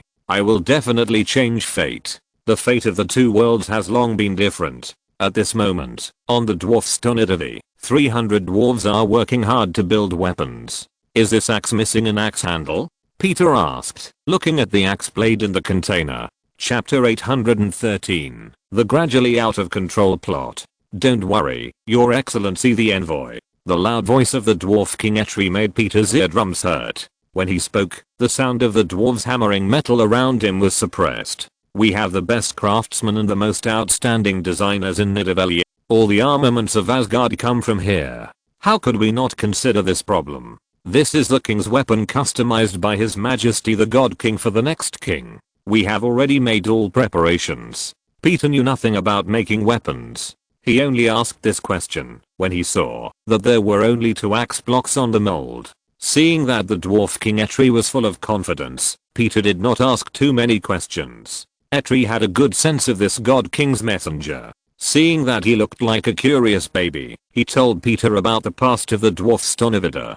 It was probably some history of the dwarves and the many artifacts they made. The weapon of the current father of gods, His Majesty the God King, the eternal spear Gungnir, was made by my father. And now I will follow in my father's footsteps and create a king's weapon for the next god king. Gungnir. I have also heard of his legend on Earth. It is said that the origin of Gungnir is a branch of the world tree. Yes, but not entirely. The body of Gungnir is indeed a branch of the world tree, and the head of the gun is the artifact made by my father. Only when the two are combined can it be called the eternal spear Gungnir. Akru took a dead branch-like trunk from his men. He stroked the trunk and told Peter, this is the branch of the world tree. It is the material left over from the last time we used it as the body of the gun for the eternal spear Gungnir. but even if it is just what's left, it is far superior to any material, and is the most suitable material for the king's weapon. The axe blade of the Storm Axe is made from melted Uru-metal. Uru-metal is the strongest magic metal in the 9 realms, and the branch of the World Tree is made from the material on the World Tree, the foundation of the 9 realms. The combination of these two things will give birth to the strongest weapon, the exclusive artifact of the Asgardian God King. Almost, it's done. Eitri rushed forward, and the 2 axe blades separated from the mold. After being irradiated by the energy of the star, the 2 pieces of Uru-metal had a temperature of tens of millions of degrees. Eitri placed the branch of the World Tree between the 2 pieces of metal. The Uru-metal felt the call of the World Tree branch, and took the initiative to approach, and finally stuck together. Is this all? Peter remembered the Storm Axe's mighty display on the battlefield of Wakanda, carrying a huge thunderbolt to easily destroy a number of spaceships, and finally severely damaged Thanos. The weapon is now formed, but if you want to exert its power, you must have the blessing of the power of the God King. In other words, only His Majesty Thor can exert the full power of the Storm Axe. Peter nodded, and at this time, the rainbow bridge fell. Earth. Quick. Start the ceremony of summoning the gods immediately. The followers of the Bat God were panicked. They had seen how powerful Kull was through the global live broadcast. Kull could kill them with a howl. Only by summoning the Bat God could they have hope of survival. My lord, we don't have any sacrifices. Waste. The Lord God summoned so many sacrifices, and you didn't catch any of them. But time was urgent, and the Bat believers could only summon the Bat God to descend by force, if they wanted to survive. In the Avengers building, all the Spider-Men fell down in pain almost at the same time. What's wrong? Jarvis, scan their physical condition. Even the global fear storm summoned by Kull before. Many Spider-Men were also slightly affected, such as Spider-Hancock, who was unaffected, as if nothing had happened. But just at that moment, all the Spider-Men fell down at almost the same time. A wilderness in New York State. This is a sparsely populated wilderness, and very few people come here. So the Bat believers used this place as their base camp, built an altar, and prepared to summon the Bat God.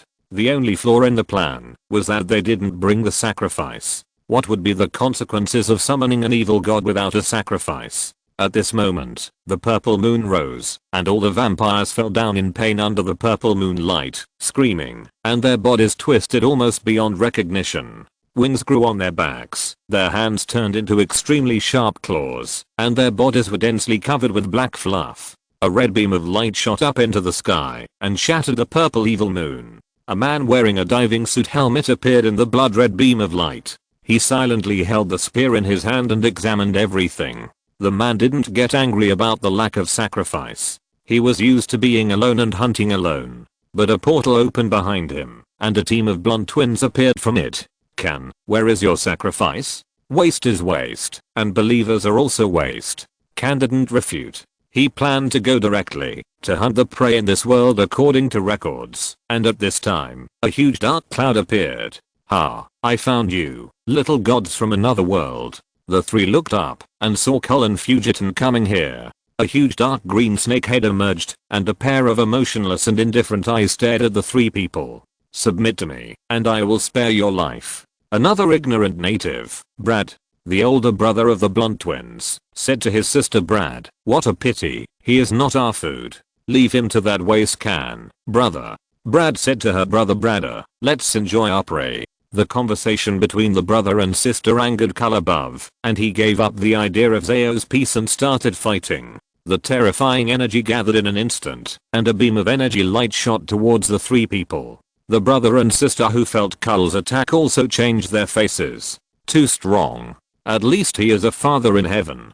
They hunt across the universe. If it is a spider, even a single universe level spider can only become their food. Other totems depend on the situation, but the guy in front of them is very likely to be a god, and they can't restrain their opponent.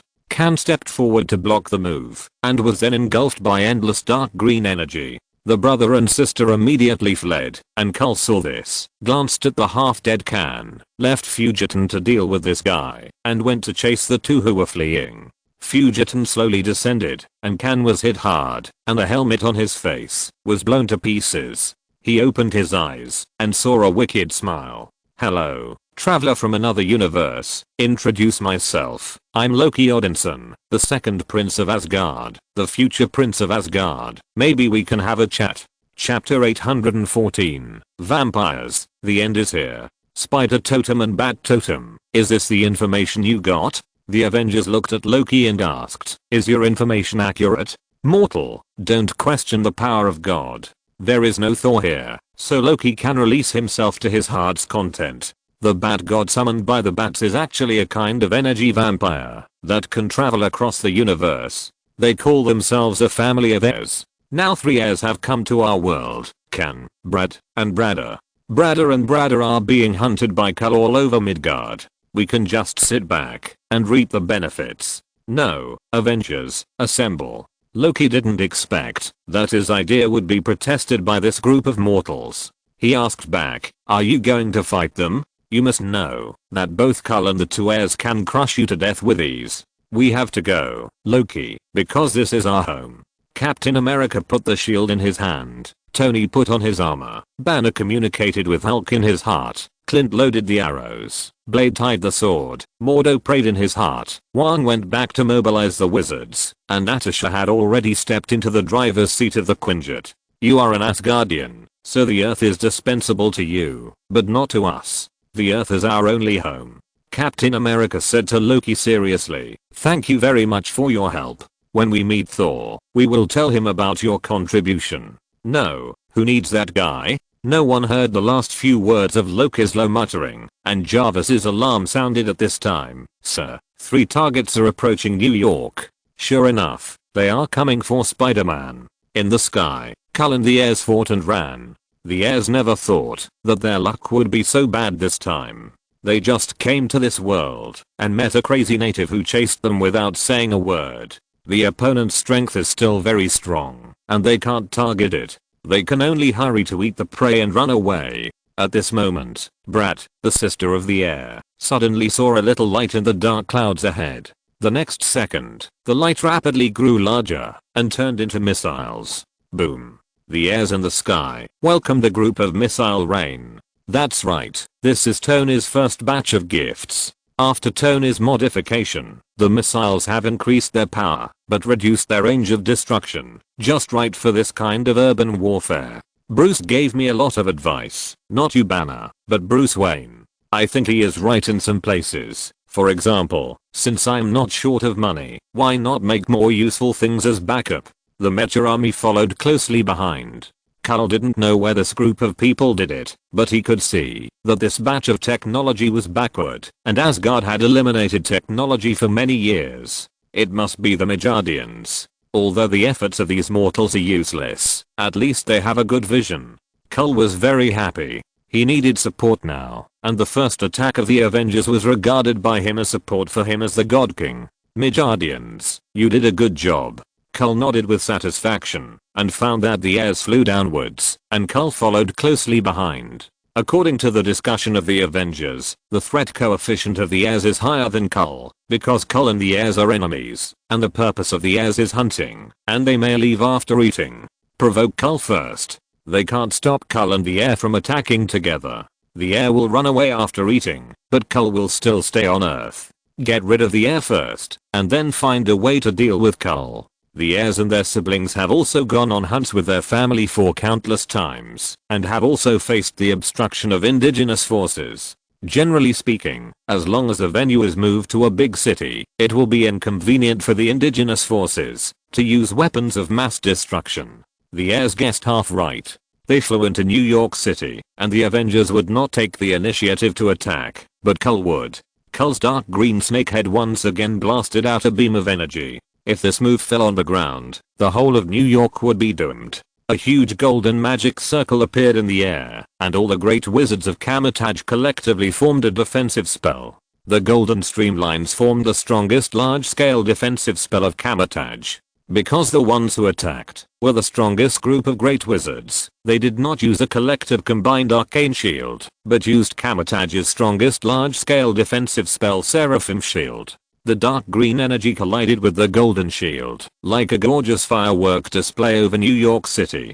Cole saw it and thought, fuck, you are also traitors. He was anxious, his defense was broken. A direct all-round indiscriminate attack, dark green light bullets fell towards the entire New York. Even the Archmage of Camotage could hardly withstand such a wide range of attacks. The Supreme Mage was not there, so they could only try to protect an area around the Avengers building.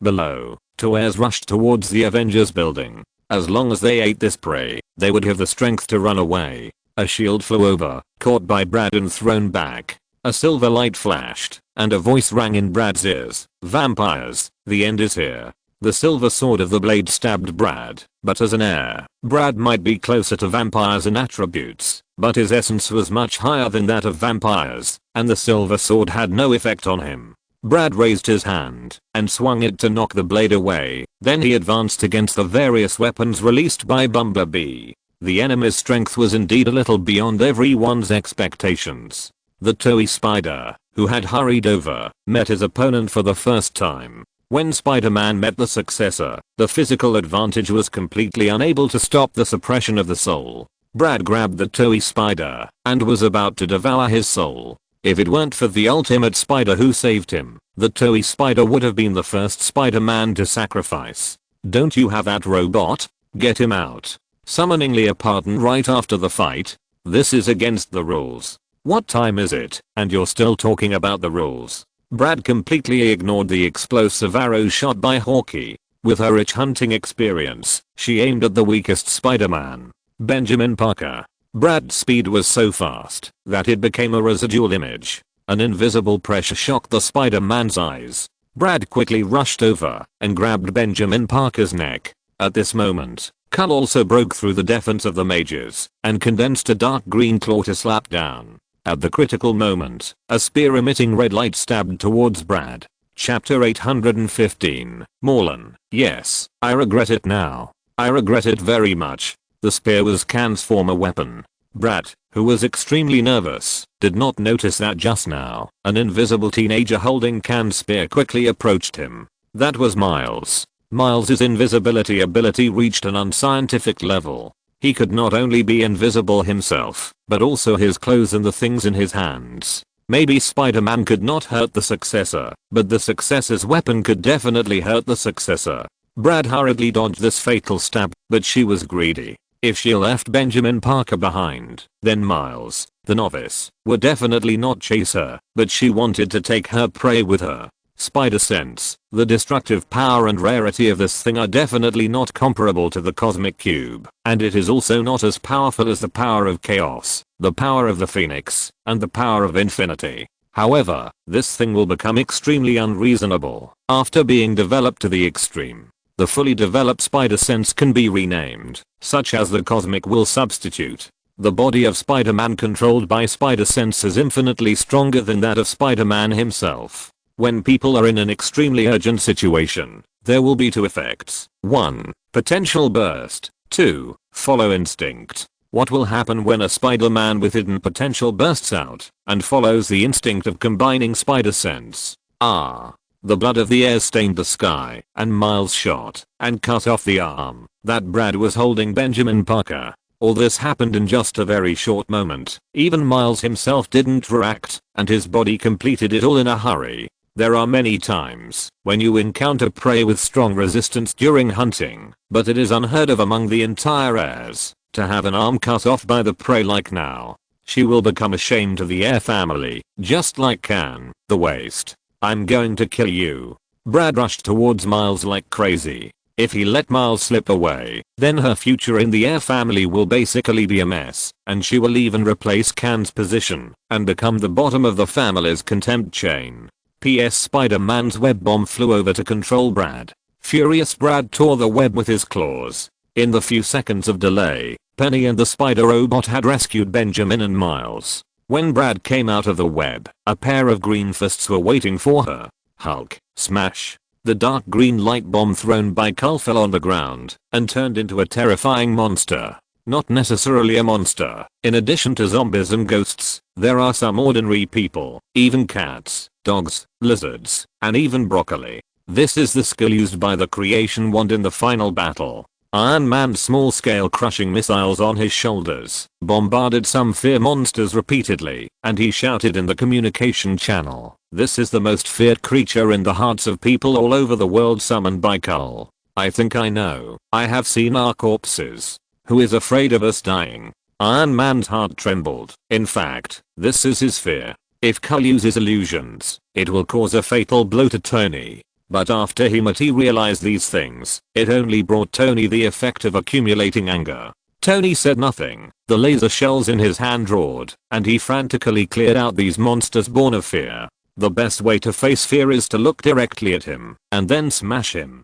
Hulk beat Brad to a bloody mess, and a monster suddenly came out to fight Hulk. Hulk used Brad as a weapon, and swung it over. He saw the monster's appearance, a black version of himself who was crazy. "Monster, turn into Hulk. Hulk, smash it." The angry Hulk didn't even use Brad, and directly collided with the opponent's fists. The terrifying force formed a huge shockwave that swept the entire street. "I'm your fear, Hulk. I'm not afraid of you." Yes, Hulk is not afraid, but Banner is. This is the source of Banner's fear. Although he has reached a reconciliation with Hulk, for Banner, the shadow left by Hulk is indeed not something that can be eliminated in a short time. Hulk was even angrier when he heard this, but Peter used the power of the Soul Stone to help Banner and Hulk establish a closer connection. Hulk could feel Banner's emotions more clearly, and what he felt from Banner at this moment was fear. Hulk was very sad and was knocked away by Black Hulk with a punch while he was unconscious. The huge body smashed countless houses and finally restored Banner's appearance in the ruins. Black Hulk took advantage of the victory, and a white figure flew with Spider Silk to take Banner away and avoid the fatal blow. Before Dr. Banner was transported to a safe place, Brad suddenly grabbed Gwen's neck with both hands in a sneak attack. He didn't dare to force it more, just wanted to feel something to restore his strength and then run away. The sharp teeth bit Gwen's neck. Because of the sudden attack of the fear monster, no one could come to help Gwen, and could only watch Gwen being caught. The extraordinary spider wanted to come to save Gwen at all costs, and the monster in front of him was smashed by him with a punch. But it was too late. Gwen's soul seemed to be solidified at this moment. This was the natural restraint of the airs on Spider-Man. Gwen. The sharp teeth had already penetrated deep into her throat. Everything was about to be decided. Scarlet magic energy surged out of Gwen's body. The illusion of the Scarlet Witch in a red robe emerged behind Gwen. The power of chaos that surged out of her hand easily tore Brad into pieces. Before she fainted, Gwen seemed to see a salesman in a red tights waving at her. "Welcome, come again next time, dear." So is there a possibility that what Deadpool sold at that time was actually real? Not to mention that when the Avengers found that they might have lost a multiverse, the joint defense network formed by the masters of Kamatage's mysticism in the sky finally couldn't resist. The great wizards were bleeding from their mouths, and they fell down one by one. The Spider-Men who could still barely maintain their strength flew into the sky to bring the Archmage back safely. But at this time, Brat, the surviving sister of the Blunt twins, suddenly laughed out loud. She covered her broken arm and roared at everyone. "You damn natives actually dared to kill members of the Great Air family. Wait, my family will be here soon, and you will all become our food." Blood red light poured out from Brad's body, and a man with a windbreaker and black hair walked out first. He saw Gwen falling at first sight. Because the battlefield was too chaotic for a while, the man planned to directly attack the nearest prey. More figures were about to pour out of the blood red light column. This was a sign that the Air family was going to send out all their troops. The rainbow light was them. Wait, rainbow? Rainbow? Exclamation mark. The huge rainbow bridge fell from the sky and tore the transmission channel of the Airs impartially. Before the man could react to what was going on, a pure light passed in front of him and hugged his prey. Morlan, as the backbone of the Air family, has more hunting experience and knowledge than the three children. He has never seen such a pure and dazzling light in the multiverse. Even if the light is weak, it cannot cover its wholeness. Dark clouds covered the earth in the next second, and the violent thunder dragon wandered between the dark clouds, waiting for the order of the god of thunder to destroy all the filth in the world. "I'm the king/heir of Asgard, Thor/Thor. Big Snake, your opponent is me. two gods wearing armor, and with lightning and thunder pythons wandering on their bodies appeared at the same time. One of them held a giant axe surrounded by thunder snakes, and the other held a hammer in his left hand and a sword in his right hand. Although their bodies were very different, their auras were similar, just like one person. In the Rainbow Bridge, the neatly lined Asgard royal guards entered the battlefield holding spears and shields. Not far away, a vampire holding a blood-red longsword came over with a furious face. Kull roared and pulled out a long sword emitting darkness and chaos from behind. The long sword slashed the void, and countless crazy monsters emerged from the void. The remaining Kamar-Taj mages on the ground gathered their last strength to open the giant portal. All the official mages of Kamar-Taj walked in the front with arcane weapons, followed by Kunlun's monks, the superheroes of the Spear Bureau, and a red eastern dragon.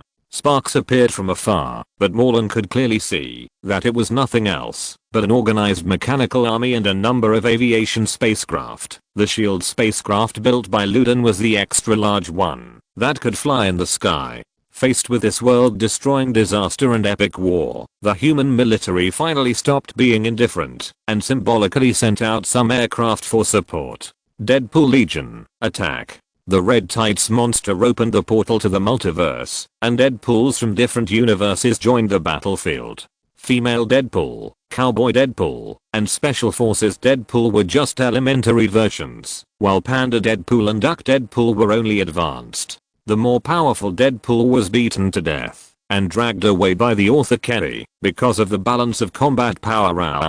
At that point JPG Morlan suddenly moved sideways. If the light that just took away the prey was the purest light he had ever seen, then the darkness that just fell was the purest darkness he had ever seen. A darkness that could swallow up everything. You are mine. Mine. My light. My light. Hickory. No one can take you away from me. No one. The dark giant walked out of the purple black light column, with all black pupils and a pale face. Its name is Dark Mephisto. Morlan looked blankly at New York City, which had instantly transformed from a small hunting ground into a multi-dimensional battlefield. With regret in his heart, he asked the sky, "Is it too late for me to run away now? I originally wanted to write about Zaki, but then I thought, it is already difficult enough for Peter to beat Dark Mephisto now, so if Zaki comes, won't they all be killed?" If you're listening to this novel on a channel other than Fanfic World, it means they downloaded and uploaded it without effort. We cordially invite you to visit our channel, Mundo Fanfic Novelos. There you'll find the original version of this story and you can explore many other novels of various genres. We're waiting for you to immerse yourself in a world of incredible novels. Chapter 816. Can the two thunder gods each provide half of a snake to replace a large snake? Son of Odin. Wait. Why are there two gods of thunder? Orochimaru originally thought that he had the support of the gods outside the territory. With this Black Death sword, he would definitely break the prophecy and kill the one who was destined to end his life. Thor becomes the supreme king who rules Asgard. But Kull never expected that two thunder gods would appear now. One of them had awakened the thunder god and even had a familiar smell on his body. That was the smell of cosmic energy. It was the smell that only inherited Aspen, the king of the god king of God, the ancestral divine power of the Asgardian royal family that can only be mobilized by the father of the gods. Thor and Thor didn't know about Kull's changes. One of them was holding Thor's hammer and Odin's sword, and the other was holding the storm tomahawk that had just been built in this world. Maybe a god of thunder can only die with the big snake, but can two god of thunder kill the big snake at the cost of 1.5 of his life? Maybe it is possible. Asgard's elite are all present in this battle, except for Heimdall, who guards the Rainbow Bridge and is responsible for mobilizing Asgard's forces, and Mr. Odin, who for some reason did not show up. The other high-end combat forces are also present. Even Queen Frigga wore light armor and rode on her husband's 8-legged horse to help her sons tide over the difficulties. I was raised by a witch, so I can see many things that ordinary people can't see. The future is completely chaotic, but I see the light from the chaotic future. Queen Frigga personally went into battle. In this situation, the fact that Odin still hasn't come out can only mean that something big has happened to Odin. WDNMD. Dracula, the ancestor of the vampire clan holding a blood-red sword, turned around and left without saying a word when he saw such a magnificent scenery. I'm just an older mortal who hides in a coffin and sleeps all day long. Fighting or something like that is still not suitable for me. Leave it to the Supreme Agent the Kunlun Heavenly Court to defend the Earth. The elderly must maintain enough sleep to live longer. Peter felt the malice the moment darkness fell, and he knew that he would eventually have this battle. Peter? Gwen's eyes were closed tightly, and her breath was weak, but she could feel that Peter was coming. It's me, I'm here, Gwen. Peter hugged Gwen and stayed with her, but when the enemy came, he had to go and meet it. Go. Gwen's weak voice rang out. Don't worry about me, just do what you should do. The spider robot that came to the rescue took Gwen from Peter's hands, and Nexter step by step walking towards Mephistopheles. Mephisto looked at Nexter in silence. As Nexter got closer, his body also grew bigger. When he came to Mephisto, he had become a giant of the same height. You are here, the man of light. A cold and ruthless voice came from Mephisto's body. Nexter knew that the powerful dark giant in front of him was just a puppet. This voice was to create abnormalities in his own world. The darkness of the beast. The lingering darkness. I'm here. The distance between Nexter and Mephistopheles was only 3 meters, and for the two giants, they were almost face to face. Why do you have to find me across the world? Because you are mine. I'm darkness, destined to devour your light. I must get you. That's right, then let's fight. The two giants stood at the same time. His legs flew out, his feet kicked together hard, then collided and then separated with the help of this force. Nexter flew towards the sky. Fighting here would cause too much accidental damage. Dark Mephistopheles also followed. In this world, it was difficult for him to charge the puppets, so he had to fight quickly. The evolved light blade sword collided wildly with Mephisto's claws, and the 8-point light wheel slashed towards Dark Mephisto's neck, but was blocked by Dark Mephisto. The moment he turned around, Mephisto's claw pierced Nexter's waist. Nexter's weapon, the same style as Nexus' weapon, intercepted Mephisto's claw. Nexter's other hand, the weapon slashed at Mephisto's neck. After several rounds of fighting in just a moment, the two separated again. Masters exchange moves, and their moves are fatal. Dismantling tricks at a glance, predicting and counter-predicting are Peter's daily battles. At low altitude, Kull held the Black Death sword tightly in his hand. Nah, the symbiote god who did not want to be named, and did not know whether he was dead or alive, not only provided the Black Death sword as an artifact, but also provided a brand new set of battle armor. Kull's power is amplified by the armor and the Black Death sword. Kull at this moment can be called Super Kull. Thor danced Thor's hammer, Thor directly threw the storm axe, and the two of them attacked Kull at the same time. The Black Death sword transformed into a battle axe in Kull's hands. This was Kull's former weapon and the weapon he was most proficient in using. He once used the battle axe to chop off the heads of countless enemies. The Avengers all got brand new weapons. Yes, Peter was invited away by Queen Frigga not only to return the hammer, but also to learn everything about Kull from Frigga. The most important thing is that he was also asked by Frigga to return the hammer. Frigga has entrusted a very important task. Go to the dwarf stone of Hydra as an overseer and forge a batch of weapons to use against Kull. The storm axe took up most of the dwarf's energy, but Peter still helped the Avengers and Spider-Man build some weapons. Asgard's quartermaster presented the weapons brought by Peter. Black Widow took a pair of daggers of the same style as Loki's. Hawkeye chose a thunderbow, and Blade chose a long sword and a giant sword. The axe was originally prepared for Hulk, but it is no longer needed. Spider-Man still prefers to fight with his bare hands, and only Spider-Pig Pork took away a sledgehammer. Iron Man went to command his Iron Legion, while Captain America still used his invincible shield.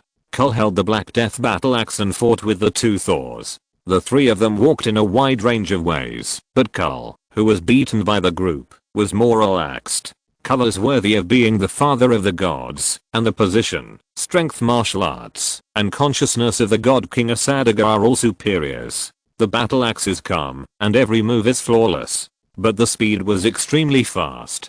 Kull seized the opportunity, and slashed Thor's lower ribs with an axe. If Thor hadn't blocked the subsequent attack with the storm axe, Thor might have given up. Meteors streaked across the battlefield, and the golden spear pierced Kull. Even if Kull escaped the fatal blow in the end, he was seriously injured. Odin, you coward, why don't you come in person? Do you only dare to let your women and sons fight with me? Queen Frigga just threw the eternal spear Kanguni, with Odin the spear allowed by his will left a huge wound on the big snake, and the big snake was angry. Chapter 817, Fatherly Love, Sonly Filial Piety, and the Deadpool Army. Morlan saw the fierce fighting here, and no one cared about him for a while. He tried to run away, but a spear blocked his way. Khan. It was not the eternal spear Kanguni. Odin and Frigga were not ready to deal with Morlan. It was the youngest son of the heir, the outlier of the Morlan family. Khan. Are you crazy? You piece of trash. Are you going to kill me, like you killed your mother? Who allowed you to take off your helmet? Khan was silent for a moment, and said, I've had enough. What did you say? I said. The tip of the gun pointed directly at Morlan, and blood appeared in Khan's pupils. I've had enough of you. Are you crazy? You are betraying. You traitor. Betrayal and traitor are based on a sense of belonging. Khan held a spear in his hand, with a refreshing look on his face, and I have never been the same kind as you. I have never felt a sense of belonging to this so-called home. I hate you. What did you say? I said. I hate you. I hate killing. I hate you all hunting spiders in diversity. I don't want to kill. Killing makes me feel sick. Don't worry, I won't kill you, but you can't leave. You piece of trash, who do you really think you are? Morlan rushed towards Khan, and a civil war within the Air family began. Meet Mirrorfield. After discovering that Dark Mephisto wanted to threaten the people below, Nexter opened the battlefield. Meet Mirrorfield without hesitation. Peter combined the meter field with the magic mirror space to create a mirror field that was easier to open, with less consumption and pressure, and the effect was not reduced. Looking at this space, Dark Mephisto immediately released his own dark intentions to touch this place. Peter knew that using the mirror field in front of Dark Mephisto would drag himself into a negative field, but in order to reduce losses and pressure from below, he took the initiative to do so. The erosion of darkness was forcibly terminated only halfway through, and a strange chant echoed in the field. Nexter and Mephisto looked in the direction of the sound. Deadpool, wearing a chef's hat, held a recipe in his hand and read aloud. The world originated from the great Mexican chicken burrito god. God said, you don't have to believe me, because whether you believe it or not, I'm here. God said, you don't have to build it for me. The claw of Mephisto in the hand of Dark Mephisto pointed at Deadpool, and energy bullets shot out from Mephisto's claws. The instantaneous light bullet flew towards Deadpool to deal with this uninvited guest. Next stepped in front of Deadpool, and the invincible shield was activated to block Mephisto's shooting. Hey, Peter. I'm here to help you. I said that the little things I sell are worth the money. Look, my amulet has done a great job. Thank you, Wade. Okay guys, let them see the power of the Deadpool Legion. Countless Deadpools came out from all directions, singing in unison. Hallelujah. Namu Amitabha. God said. Wabi Wabi. Wabi Babu, the brother who likes to introduce himself. The brother who messed with Nantan with Ultraman. The brother who can slap anyone. The sister who has not yet appeared. Absolute power. Kingdom Sword. Vortex Omega. Go away. Demons and ghosts. Go away. Shus Kum Kum Superman A Guang. Please give me the power of the generation. The scene was once very chaotic, but after a group of Deadpools gathered together, they formed an invisible force that not only resisted the invasion of darkness, but also invaded darkness in reverse. For Nexter, a group of Deadpools were just too noisy, but for the darkness that controlled Dark Mephisto, it was a bit of mental pollution. The specific manifestation is that the Dark Mephisto that Ag played on behalf of just now has now become an AI substitute. Unlike the various extreme macro manipulations just now, the strength of Dark Mephisto at this moment has not decreased, but the operation is completely different. The battle started again. Dark Mephisto swung Mephisto's claw forward and aimed at Nexter's neck, but Nexter dodged all of them easily. Nexter also made a prediction, but because the opponent was only at the level of his teammates in the continuous kneeling mode, Nexter's predictions were all in vain. Dark Mephisto did not make any predictions at all. Seeing that his 3 attacks were all in vain, Dark Mephisto wanted to continue to attack blindly in the human machine mode, but Nexter did not intend to give him this opportunity. A shoulder collision knocked Dark Mephisto away, and a backhanded feather of light repelled him twice. Then, seeing Dark Mephisto continue to swing Mephisto's claw at him like a fool, Nexter jumped back to avoid the slash, and raised his leg to kick him, directly kicking Dark Mephisto out of a big stiffness. The instantaneous light cross storm followed, and output to Dark Mephisto. If Dark Mephisto did not have strong basic attributes, he would have to explain here. In the name of Noah, I borrow the power of Ultraman Ace. The Ring of Stopping. Next crossed his arms across his chest, and several white light circles flew out of Next, and covered Dark Mephisto, imprisoning Dark Mephisto. It's not quite accurate to say that it's borrowing. This is what Peter learned from Zeta's Ace's return to battle. Of course, Ace also gave him guidance. To say that it's borrowing power is essentially the same as Hankei's, and he only uses the word borrowing out of respect for his predecessors. Seeing that Dark Mephisto was easily locked by himself, Next decisively launched the strongest light skill, Aurora Storm. The blue gold light shot at Dark Mephisto. The blue gold light energy violently destroyed every cell in Dark Mephisto, devouring the dark energy in Dark Mephisto's body, and transforming it into light power, and then using this light power to continue devouring, transforming, and destroying. If you get hit by this move, you're basically dead, but the pre-swing is too long, a full 3 seconds. The alien beasts Peter dealt with were smarter than each other. The same tactics would never have a secondary effect on alien beasts. After destroying one alien beast with Aurora Storm, the remaining alien beasts would rather self-destruct than be hit by this move. Theoretically, Aurora Storm is indeed the strongest light skill that Peter can master at present. He can't use the ultimate light arrow. His abilities are basically borrowed, and Noah's power is the strongest power he can borrow. Among the skills Noah has given, Layered Storm is the most painful. Peter also superimposed the effect of energy conversion based on this ability. Unfortunately, the pre-swing is a bit long. If it can be used instantly like Specium or Lightwing, it will complete the lore. Unfortunately, it can't be used instantly. Aurora Storm hits the body of Dark Mephisto, and the power of light purifies every cell of Dark Mephisto. Perhaps the ability of Explosive Seed is not only possessed by the protagonist. Dark Mephisto turned on the rage under the threat of death, and his eyes turned red. If it was just a rage, it would be nothing, but a more terrifying darkness surged into Dark Mephisto's body. The stop ring shattered instantly, and the layered storms were blocked by Dark Mephisto's bare hands, and Dark Mephisto's body began to mutate. Chapter 818. If it is what you expect, you will definitely get a strong response. Blood red lines wandered on the body, a pair of demon wings stretched out from the back, and the claws of Mephisto, which were used as weapons, merged with the hands, and became part of Mephisto's body. The black indicator light on the chest began to melt, and it turned into a blood red indicator light similar to the indicator light of the young Nexus. Compared with the changes in the body, Peter could see the more terrifying changes of Dark Mephisto from the energy index. If the previous Dark Mephisto was a small bucket, it was now a fish pond. Nexter opened fire at full power, the power of the demon, the layered storm, and the light wheel to kill. All of them were great. Dark Mephisto, man of light, be devoured by me. Peter didn't know what level Dark Mephisto had advanced to at the moment, but he was sure that the current X version of Dark Mephisto was easier to beat him than he had just beaten him. No skills are needed, just relying on simple attribute crushing. Nexter didn't have time to chant the spell, and instinctively released an invincible shield under the crisis warning.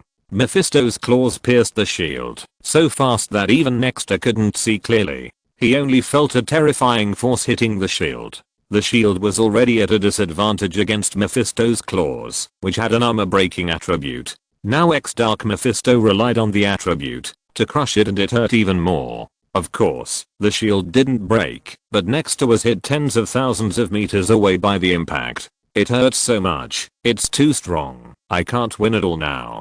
Peter made a judgment quickly. It's not that he didn't have confidence to say discouraging words. He made a battlefield judgment, based on the information Noah gave him. The opponent's strength is not at the same level as his own. How can he fight? Exclamation mark. Run. Peter directly killed this idea.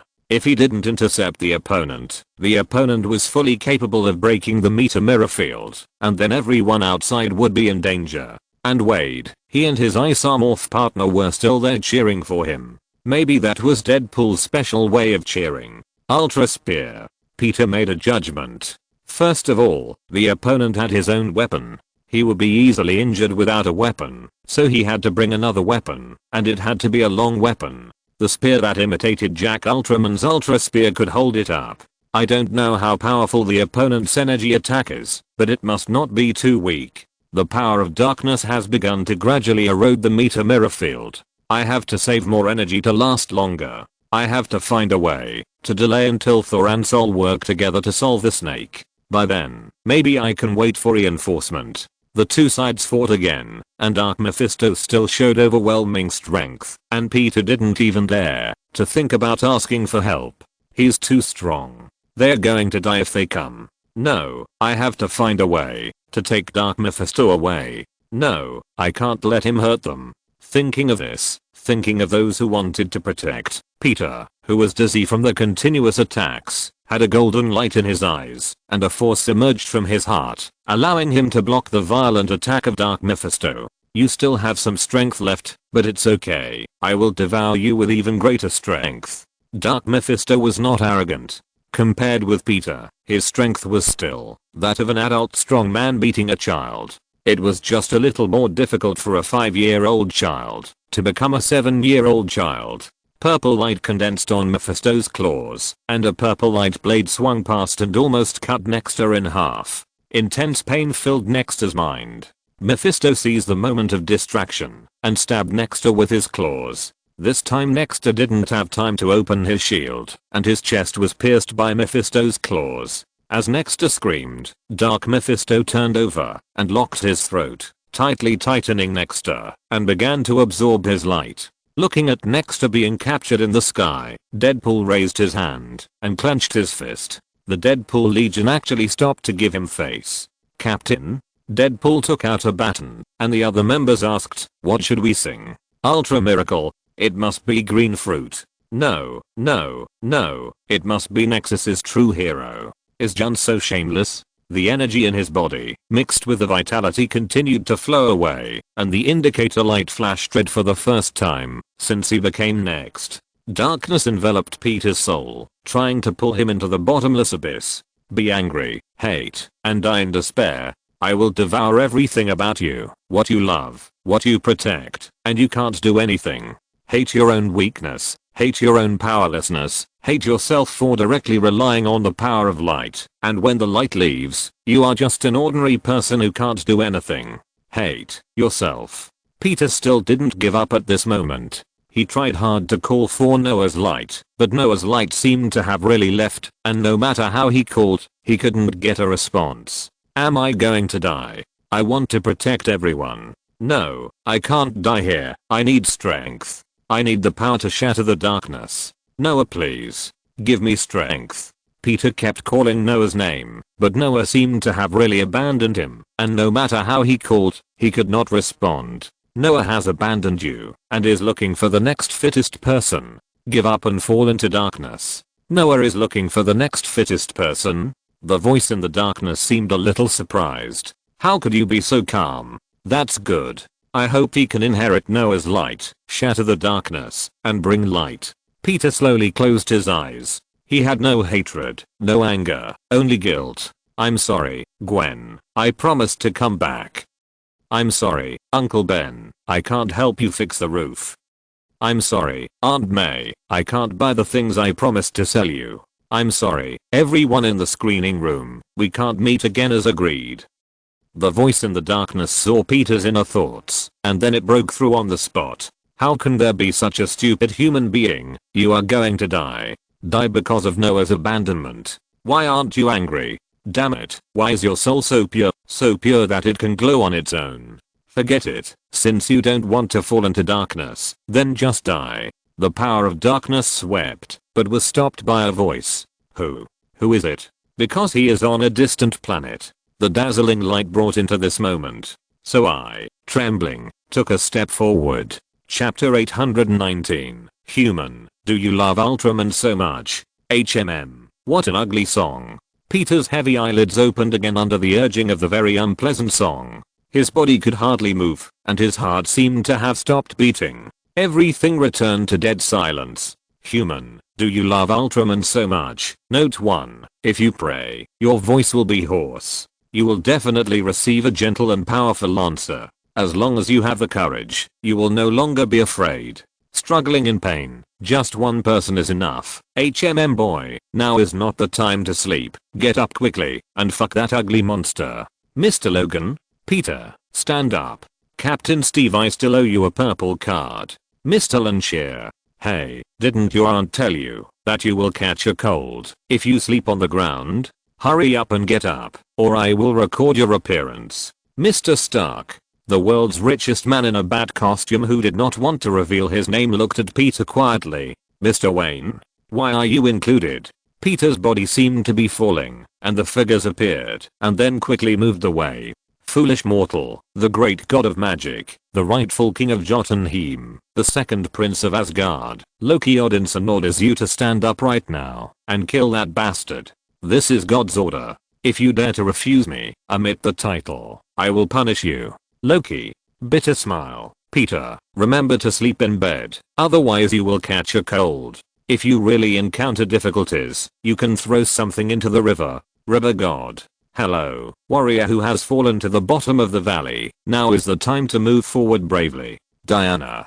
Peter, just like you said to me, family is our greatest strength. Your family must be waiting for you to come home. Mr. Clark. What's the matter with you? What's the point of lying down and waiting to die? Can your appearance stop the darkness from hurting the people you love? Mr. Thanos. Don't give up. How could I have such feelings? Drive Manhattan. Peter. We agreed to have a big dinner together in the screening room. Don't break the appointment. Janitor. Peter, I can only protect Gwen temporarily, but you are the one who has to protect Gwen for life. Wanda. Yes. I still have people to protect. If you hold the light in your hand. After the noise, only the lonely power is left shouting and shouting. Who else can take away the bond and digest it? I have tried my best to be gorgeous, but I still can't find the answer. Bond, the bond between me and everyone. Peter, believe in your inner strength. Even if it is a weak starlight, it can shine in your life and illuminate the universe. Mr. Hickory, but it is difficult for a lonely star to shine. Only when the stars gather together can they be glorious forever. Don't give up. Peter, your partner, your family, your lover, they are all waiting for you to go back. Mr. Ace. Peter fell to the bottom of the valley, and his body could no longer fall. A girl appeared in front of him. The girl didn't say anything, but smiled and stretched out her hand. Peter's dead heart began to beat, and an invisible force surged from his heart, pouring into his powerless body. He stretched out his hand, and held the girl's hand tightly. We will set off eventually. Set off to the unknown distance with mixed wind and sand. As the body was pulled, the bottomless darkness was dispelled by the light at this moment, and the golden streamer occupied the space here, and the dark hell turned into a golden temple. The huge silver giant stood here, waiting for the arrival of one brave after another. Just now, it was you who saved me. Thank you. The silver giant shook his head and told Peter that it was not him who saved him just now. He was Noah, but Noah's Ark that saved Peter himself was indeed the bond between Peter and his partner. The silver giant's eyes met with the young brave, and the light from the ancient times awakened the power hidden in the brave's heart. Dark Mephisto continued to absorb Nexter's power, so what if the light was light? The light could still be swallowed by darkness. Bang! The sound of a powerful heartbeat rang out, and a light that was stronger and more humane than the previous Nexter light. Dark Mephisto was blown away by the white light, and the mastermind hidden in Dark Mephisto cursed loudly, and then decisively ran away. Even the ex-Dark Mephisto could not be the opponent of Nexter in this state. His body could not descend, and it was meaningless to bring him down, and it would consume a lot of extra cross-border energy. Nexter with a new look appeared, and a white glimmer fell. This was no longer the demon form borrowed from various dimensional demons, but the appearance of Peter using his own power to transform after awakening the light in his heart. There were no gorgeous runes, and no fancy light. The main color was silver white, with golden and blue patterns attached. An ordinary Nexter appeared. Nexter light of the heart. The white glimmer had no overbearing intention of destruction, and it was warm, When it was sprinkled on the body, the white light spread in all directions. In front of the white light, the darkness no longer resisted madly as before, but was influenced. The malice hidden in the darkness gradually dissipated, the anger would be calmed, and the sadness would be smoothed. This was Peter's original intention. He had killed too many alien beasts, and he was a little numb. In order to protect humans, he would continue to fight, but those infected by alien beasts could only be forcibly purified by him. He has never been a person who likes to fight. It seems that there is a softer solution. Dark Mephisto wants to escape, but the meter mirror field has been shrouded in white light, and he can't go anywhere. Nexter pushed forward with both hands gently, and the light from the indicator light on his chest fell on Dark Mephisto. The light did not forcibly tear his body to purify him, but transformed the darkness in Dark Mephisto's body into light. The blood in Mephisto's eyes faded, and the crazy killing intent and desire for destruction were soothed by the gentle light. At this moment, Mephisto was a little confused. If you don't know where to go, then stay here first. Next stepped forward and patted Mephisto's shoulder. The meter mirror field also changed with his changes. The current meter mirror field is completely different from before. It can now be called Peter Parker's Mind Image Kingdom. Thank you, everyone. Peter landed in front of the Deadpool army, and the Deadpool army burst into cheers. Countless languages rang out from Peter's mind at this moment. Peter felt the darkness before, and saw the mental pollution. This is not something that people can listen to. Note 1. I admit that I added it privately. This sentence is actually useless here, and it's a bit out of play, but I really like this sentence. This is a sentence from the latest issue of SYNOPSIS Ultraman fighting scene analysis. I like it, so I added it. Chapter 820, Avengers Assemble. As early as in Asgard, Frigga had told her two sons everything about the snake, including the prophecy that he was actually Thor's uncle, and that Thor was destined to die with the snake. However, those prophecies were limited to the time before the cinema appeared. The future is now in chaos. The two Thors working together may really have a chance to change the prophecy. Thor from the future agreed without hesitation, but he had one condition, that is, he must lend the reality gem to his partner, Rocket Raccoon, and let him go back to the future and snap his fingers. When Thor heard this, he was moved to tears, even if he said it himself. This is a life-threatening job. Thor immediately agreed. No matter which of us survived, Asgard would fulfill the oath he made in the name of Odin. Odin has fallen into a long sleep. This time, Odin's secret room was sealed layer by layer, and even Frigga did not have the authority to enter. Odin seemed to have known something a long time ago. Before falling asleep, he asked Loki to govern, the queen to supervise the country, and Thor to be confined. He also asked the dwarves of Nivida to forge the king's weapon, and even required the use of mythical materials such as the branches of the world tree. After letting the two children run away, Frigga found Peter Parker. Based on the prophecy she had tried her best to see, hoping to use the power of the Giant of Light. The story that followed was that Peter went to Nivida to be an overseer, met two Thors, and learned from the future Thor how he got Stormbreaker. When Atri heard that another Thor had to withstand the bombardment of neutron star energy for more than a minute in order to get Stormbreaker, he said he didn't believe it, and Thor didn't say much to him. Stormbreaker was originally prepared for Thor, but Thor has not awakened yet, and he himself feels that Thor's hammer is more useful.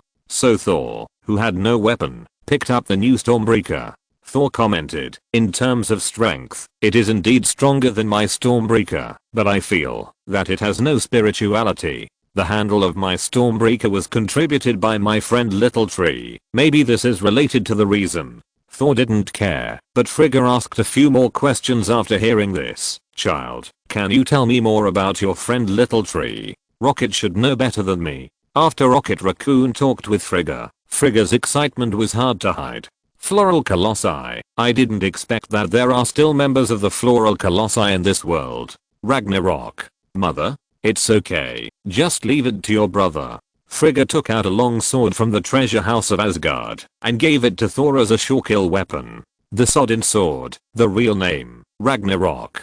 It is the blade that ends everything. Even the Great Snake will be ended by this sword. End? Then let me end you, Great Snake. Thor lifted him up with the flying Thor's hammer in his left hand and drew out the Odin sword with his right hand to slash at Kull. When the sword was unsheathed, it seemed that even the light was cut off for a moment. Kull was also a man of knowledge. He felt that his former battle axe had no chance of survival in the face of this long sword, but he was holding the Black Death sword now. The first attack of the Odin sword did not work. The Black Death sword was too strong. Even the Odin sword that cut off everything could not break through the defensive force field of the Black Death sword for a while. I'm Kull. I'm the god of fear. I'm the father of the gods. I'm Ragnarok.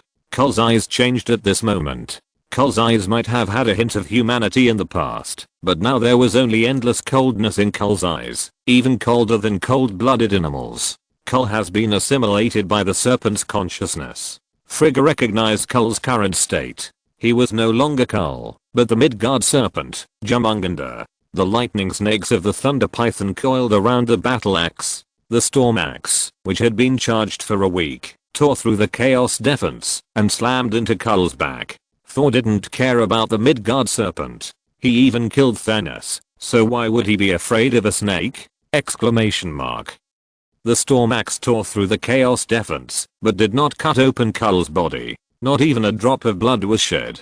Dense snake scales appeared on Kull's body, and his pupils shrank into a vertical line. The giant python screamed and soared into the sky. The dark scales exuded endless fear. The Avengers, mages, and monks on the battlefield below fell one after another. The soldiers of Asgard were not much better. Even the 3 warriors of Asgard and Sif could not resist this attack. Only the Red Dragon, 2 people from the Air family, and a very small number of special beings were able to escape. This is a consequence of the serpent using the power of fear. Unlike the previous global, live broadcast that was just a joke, this time, the fear from the bottom of the heart swept the entire earth. Big Snake. Come on. Don't attack ordinary people.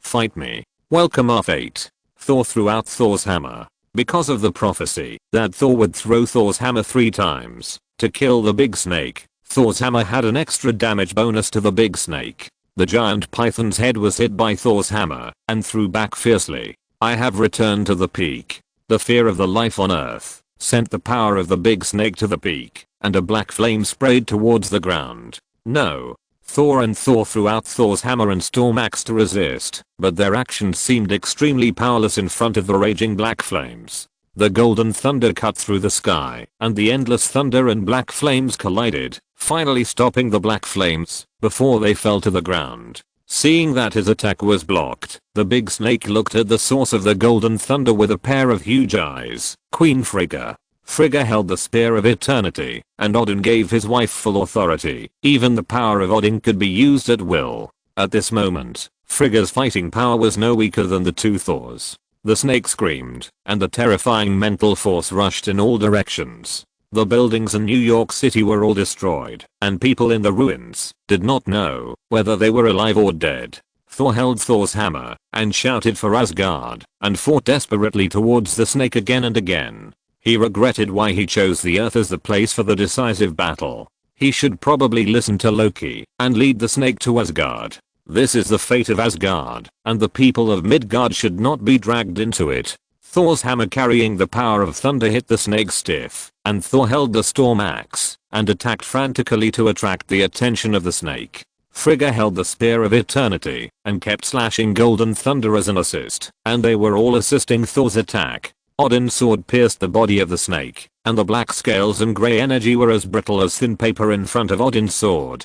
The big snake twisted its body frantically, and with the butt of its head, it knocked Thor's hammer away to an unknown place. Its huge body began to wrap around Thor, who was on top of it, and tried to crush him into a pulp. In the ruins underground, Thor's hammer fell to the ground, as if its divine power had dissipated. A man staggered to Thor's hammer, took off his damaged tactical gloves, and threw them aside, then slowly bent down, and placed his hand on the hammer handle. In an instant, a divine thunderbolt fell, and the dazzling lightning enveloped his body. His tired body was restored by Thor's divine power, and Thor's power traveled throughout his body. He raised Thor's hammer high, and shouted the words, "Avengers, assemble."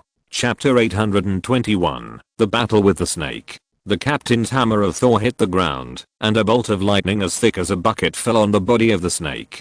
Thor did not expect the captain to do this, but at this time, every bit of strength they gained was a good thing. The sound of the Avengers gathering echoed in the ruins. Iron Man stood up first, dragging his tattered suit and firing a laser at the giant python in the sky. Then, more and more people stood up and tried their best to attack the snake, wanting to contribute their own strength. The Major's strength was almost exhausted, and Wang took the lead in praying for the arrival of power. His prayer was successful. White light appeared from the Major's bodies. The white light was gentle and not dazzling, but it could greatly dispel fear. The Majors cast spells collectively, and blue rays shot towards the snake in the sky. If anyone paid a little attention, they would notice that the Majors' movements were not the usual casting movements, but they overlapped their hands into a cross, and the upright left hand launched a light attack. They were too lazy to calculate how much power they needed to return.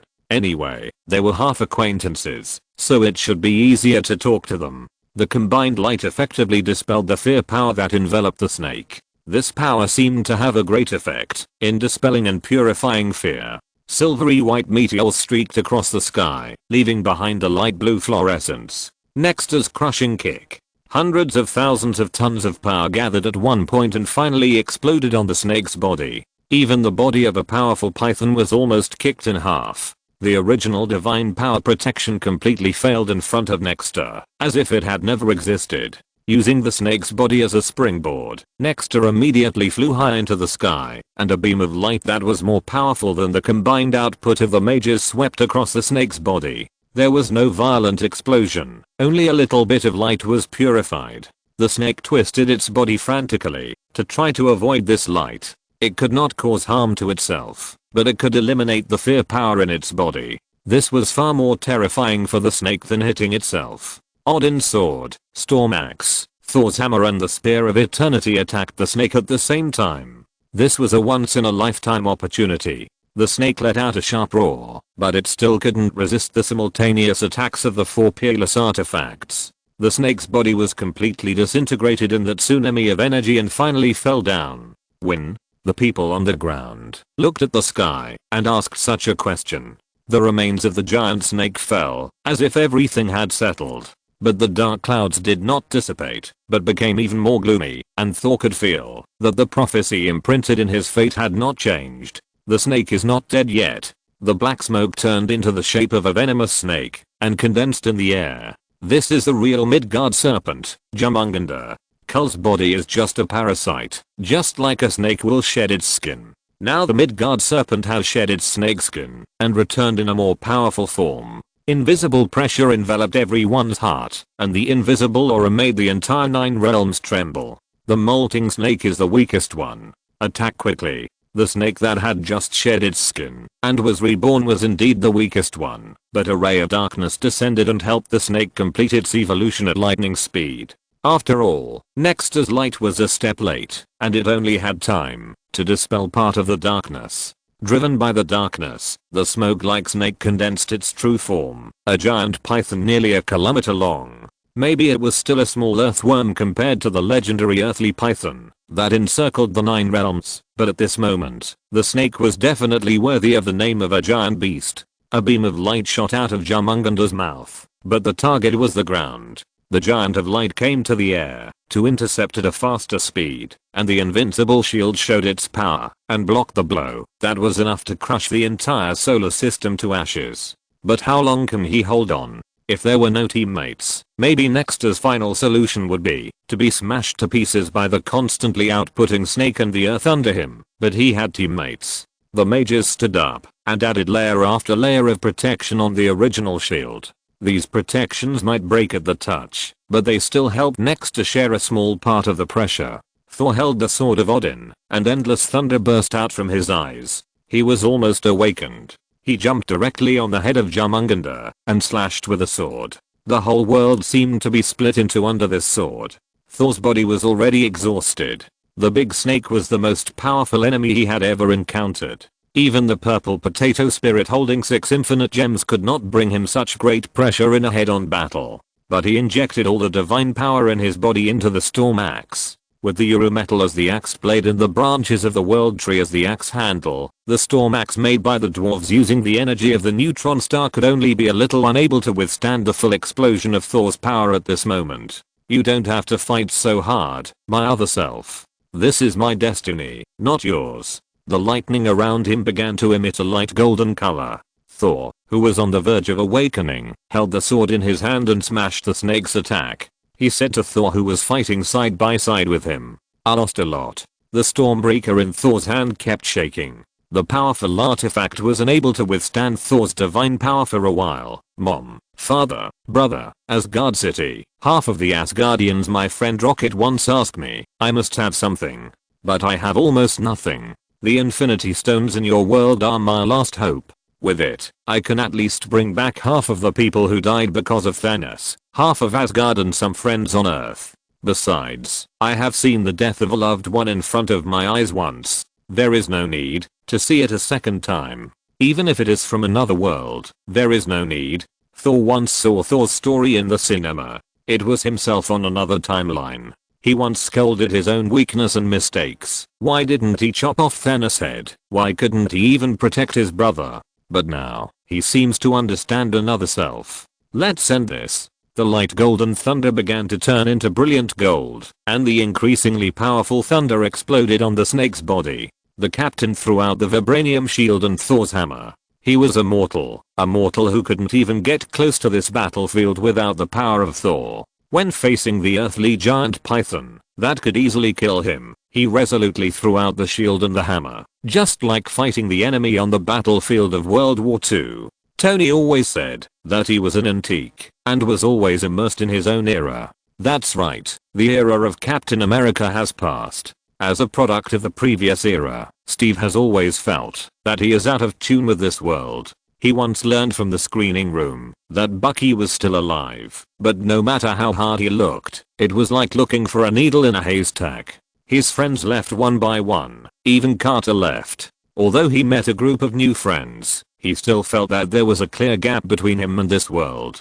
After thawing out of the ice, he locked himself in the training room and hit sandbags madly to try to paralyze himself, but dozens of the best sandbags provided by S.H.I.E.L.D. were broken, and it was still useless. So be it. Maybe he is no longer suitable for this world. Maybe he is indeed a relic of the last century. But no matter when, if someone wants to threaten this world, he will still throw his shield at the other party and then say the same words as in the alley that year, "I can fight with you all day." The eight-legged Pegasus galloped in the sky, and the Queen Frigga held the eternal spear in her hand, wearing light armor and slashing golden thunders. Heimdall saw this scene on the Rainbow Bridge and subconsciously overlapped her figure with the figures of the Valkyries of that year. Frigga is not from the royal family of Asgard. She is from the Vanni Protoss and was raised by a witch. Later, she met her husband, Odin of Asgard, in the Sea of Flowers. Odin used to be young and vigorous. Just one look at Frigga determined that this was her destined child of destiny.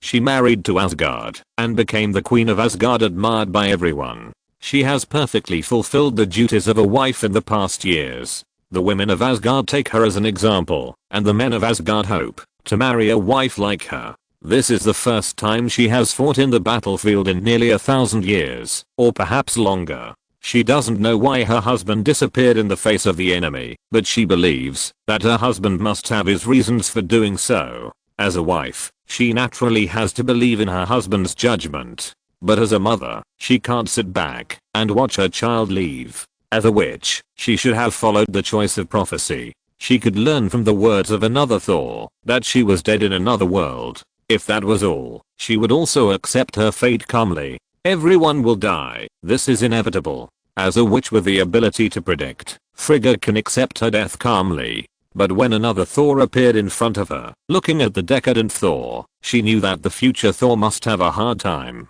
At that moment, she made up her mind. Fuck the prophecy. No one can hurt my son in front of me. The eternal spear was thrown by Frigga. This time there was no golden thunder, only a simple spear pierced. Maybe Odin was asleep, but at the moment of throwing the spear, she felt her husband's will. Odin was always by her side. Frigga threw the spear. The golden spear turned into a meteor and pierced through the body of the snake. The snake had to give up destroying the earth under the severe pain of multiple attacks. But the next second, a black flame burned towards Frigga. Chapter 822 Peter the Great Infinite Power. The flames of darkness burned the void and surrounded Frigga. Thor and Sol attacked the black flames and the snake like crazy, trying to stop the progress of the flames of darkness. Next it turned into a stream of light and flew towards Frigga, wanting to save this noble but approachable old lady. But the flames of darkness covered the entire sky in an instant, and everyone could only watch as the flames of darkness turned Frigga and the 8-legged Pegasus into light green smoke.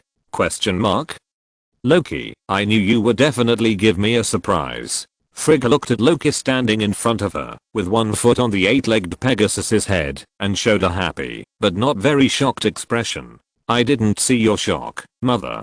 Because I'm your mother. Really? Loki showed a wicked smile, but he was also stunned when he saw the two Thors. After making sure that the magic he left on Thor's waist with the dagger was not triggered, he found that he was actually shocked by Thor. However, the other Thor, who had no magic mark, seemed to think that this shape could be used. The expression on Thor's face was a bit complicated, but it was still mainly joy, while Thor was so excited that he was about to cry. In the air, a huge dark green portal expanded instantly, and countless dark green stone spikes continuously poured out from it and pierced the body of the snake. On the front stone spike stood a woman with a cold breath. Frigga really didn't know how to describe her expression. In the end, she could only ask, "Where did you know the coordinates of the underworld Helheim, and persuade your sister?" Cough. Loki coughed dryly. This question is not important.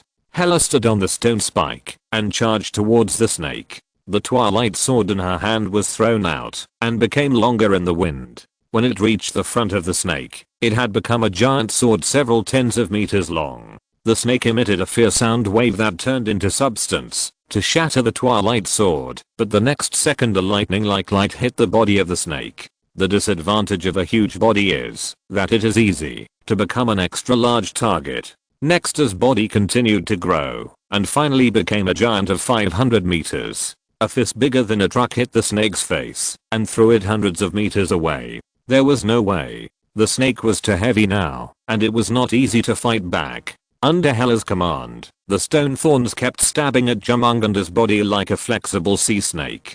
Perhaps as one of the candidates for Ragnarok, Hela had a stronger hatred for the snake. Maybe it was because of Frigga. The sword of Odin in Thor's hand could surround the thunder continuously. Loki cast illusion magic to make the snake incapable and furious, and Hela completely turned into a berserker and grabbed the snake's head and chopped it to death. Thor didn't expect that he would have the opportunity to fight with his sister and brother for the rest of his life. Even though he had not exercised for a long time and his body was out of shape and had been overloaded, he still fought desperately. The golden portal opened beside Frigga, and Odin didn't know when he picked up the eternal spear Kungun. He walked out of the portal, and the father of the gods put on a military uniform and went to the battlefield again. He and Frigga looked at each other briefly, and Frigga's face changed because she saw the farewell in Odin's eyes. Odin smiled at her and then threw out the old friend who had followed him all his life. The golden spear carried Odin's lifelong power and pierced the snake.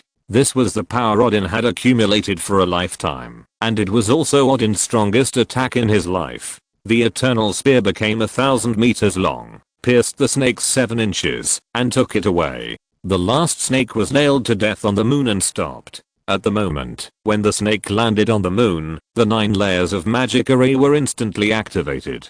The Ancient One, who had been waiting for a long time, activated the magic array arranged on the moon to solidify the snake again. With one hand, she conjured a mini array disc and continuously sent mana into it to suppress the snake. The other empty long sleeve moved without wind and opened a portal. Looking at the portal in front of him, Thor rushed in with the sword in his hand without hesitation. At this moment, the white thunder turned into gold, rendering the armor on Thor's body. God King Thor completed his awakening ceremony and became the true king of the gods of Asgard. After fighting for so long, so many people died. It's time to end everything. Thor entered the portal at the same time. He stretched out his hand and God King Thor held the hilt together, aiming at the head of the snake and stabbing it. Odin's sword can cut through everything, and the strongest head of the snake cannot withstand the edge of Odin's sword. This sword, whose real name is Ragnarok, ended Ragnarok in the hands of the two thunder gods. Purple black poisonous gas gushed out from the wound of the snake and swept towards the two people. The prophecy was still exerting its power at the last moment, and it was going to make Thor and the snake die together. The white light screen turned into a solid shield to block the pervasive poisonous gas. No matter how strong the poisonous gas was, it could not compare with Nexta's invincible light shield. This was a record achieved by using the setting and 37 episodes of TV. The snake died under the swords of the two Thors. Seeing that the snake had completely lost his life, the conspiracy that shrouded his fate finally dissipated. The prophecy was broken, and he survived. When Thor opened his eyes again, it was already a month later. He looked at the people around him, his mother, his brother, another self, and even the sister who was supposed to become the Ragnarok. Only his father was missing. The moment Thor awakened the godhood of Thor, he knew that his father had left. He did not collapse and scream. Now he was no longer the willful prince he used to be, but the king of Asgard. The king should not be willful. I'm glad you woke up, brother. Thor reached out and pulled Thor up. Frigga told Thor that the two of them had seriously overdrawn their divine power in that battle, and they went directly into Thor's long sleep after the war. Everyone talked about what happened in the month when Thor was in a coma. New York was reduced to ruins, but we can rebuild it. Tony took out a new plan at the New York reconstruction meeting and was about to start speaking when he saw Captain raise his hand. The first captain to raise his hand was so active that he was almost unlike his usual self. I proposed to Rhodes in the Avengers Tower. The previous one was too ugly. Tony stared at Captain because he was planning to replace all the buildings in New York with Stark style. There was no way to be soft-hearted when there was a chance to confront Tony. Hawkeye raised his hand decisively. Reconsideration. Blade Warrior also raised his hand in support. It's really ugly, let's change the designer. Natasha glanced at Tony's bottom and said with disgust, I have a hunch that your plan will be the same as your bottom. Not only does it look very bad, but the experience is even worse. Enough, my bottom is very strong. Wait. Pepper. Let me explain. The doorman, Uncle Lee, temporarily served as a cleaner today. He passed by the conference room while mopping the floor, so he stuck his head in and said, why must it be a building? Can't we build a building of a different style? Enough. If you reject my plan again, I will stop investing, and everyone will live in refugee tents. The mayor of New York hurriedly stepped forward to persuade the money sponsor not to be angry, because the reconstruction of New York depends on this person. As a man who has seen Stark's design drawings, Dr. Banner really wants to say that even refugee tents are better than the drawings in someone's hand. According to someone's idea, New York City can be renamed Stark City after it is built in the refugee area, which was rated as better than Stark City. A young man finished cleaning up the ruins today and returned to his temporary home. Can, it's time to eat. Here we go. That day, Can killed Morlun himself, ending his fate as the heir of the family. The homeless Can was taken in by the Parker family, officially changed his name to Can Parker, and became a member of this family. The origin of all this can be traced back to a certain fugitive vampire who did not want to reveal his name, who fooled Can into the right path. But at least the ending is good.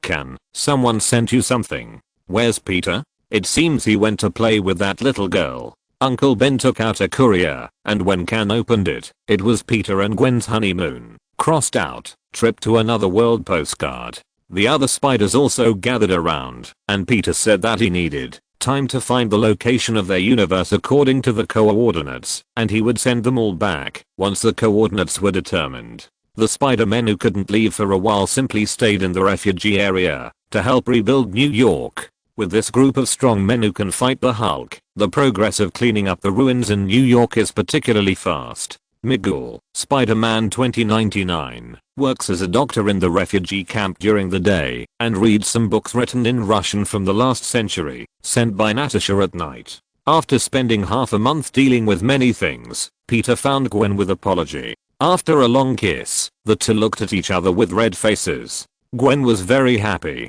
This time, no one interrupted them. Peter, HMM.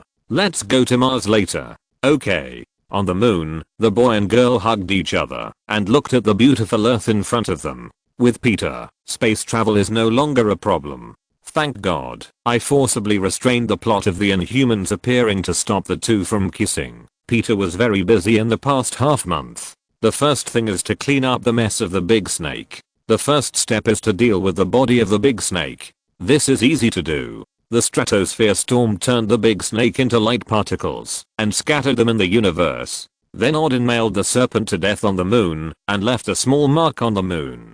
The crater left by a general meteorite is just a small pit on the surface of the moon, which is harmless. But Old Man Odin made it bigger. After the serpent hit the moon was cracked when viewed from the Earth. Yes, the moon cracked into dozens of cracks of varying depths from the position of the serpent. Some are still harmless, but some are left alone. After a long time or some accidents, such as a super large meteorite hitting the deepest crack, the moon may end up being torn apart by 5 horses. After the war, Asgard evacuated the people. Faced with this situation, humans lacked technological capabilities and could not repair it. Humans prayed to gods and Buddhas everywhere, hoping that the great god would come out to save the poor moon. Dan Fang went to Kunlun first. Kunlun said that the heaven could not interfere in the affairs of the mortal world. They, the Kunlun monks, were not immortals and did not have that ability. Although Xiao Leo was a dragon, he did not have the function of making wishes, so they asked them to seek other wisdom.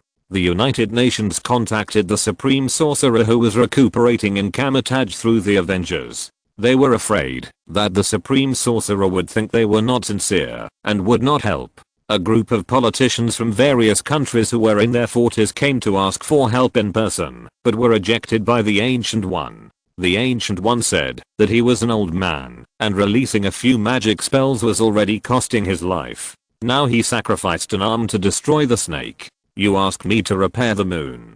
Isn't this bullying an honest man? Exclamation mark.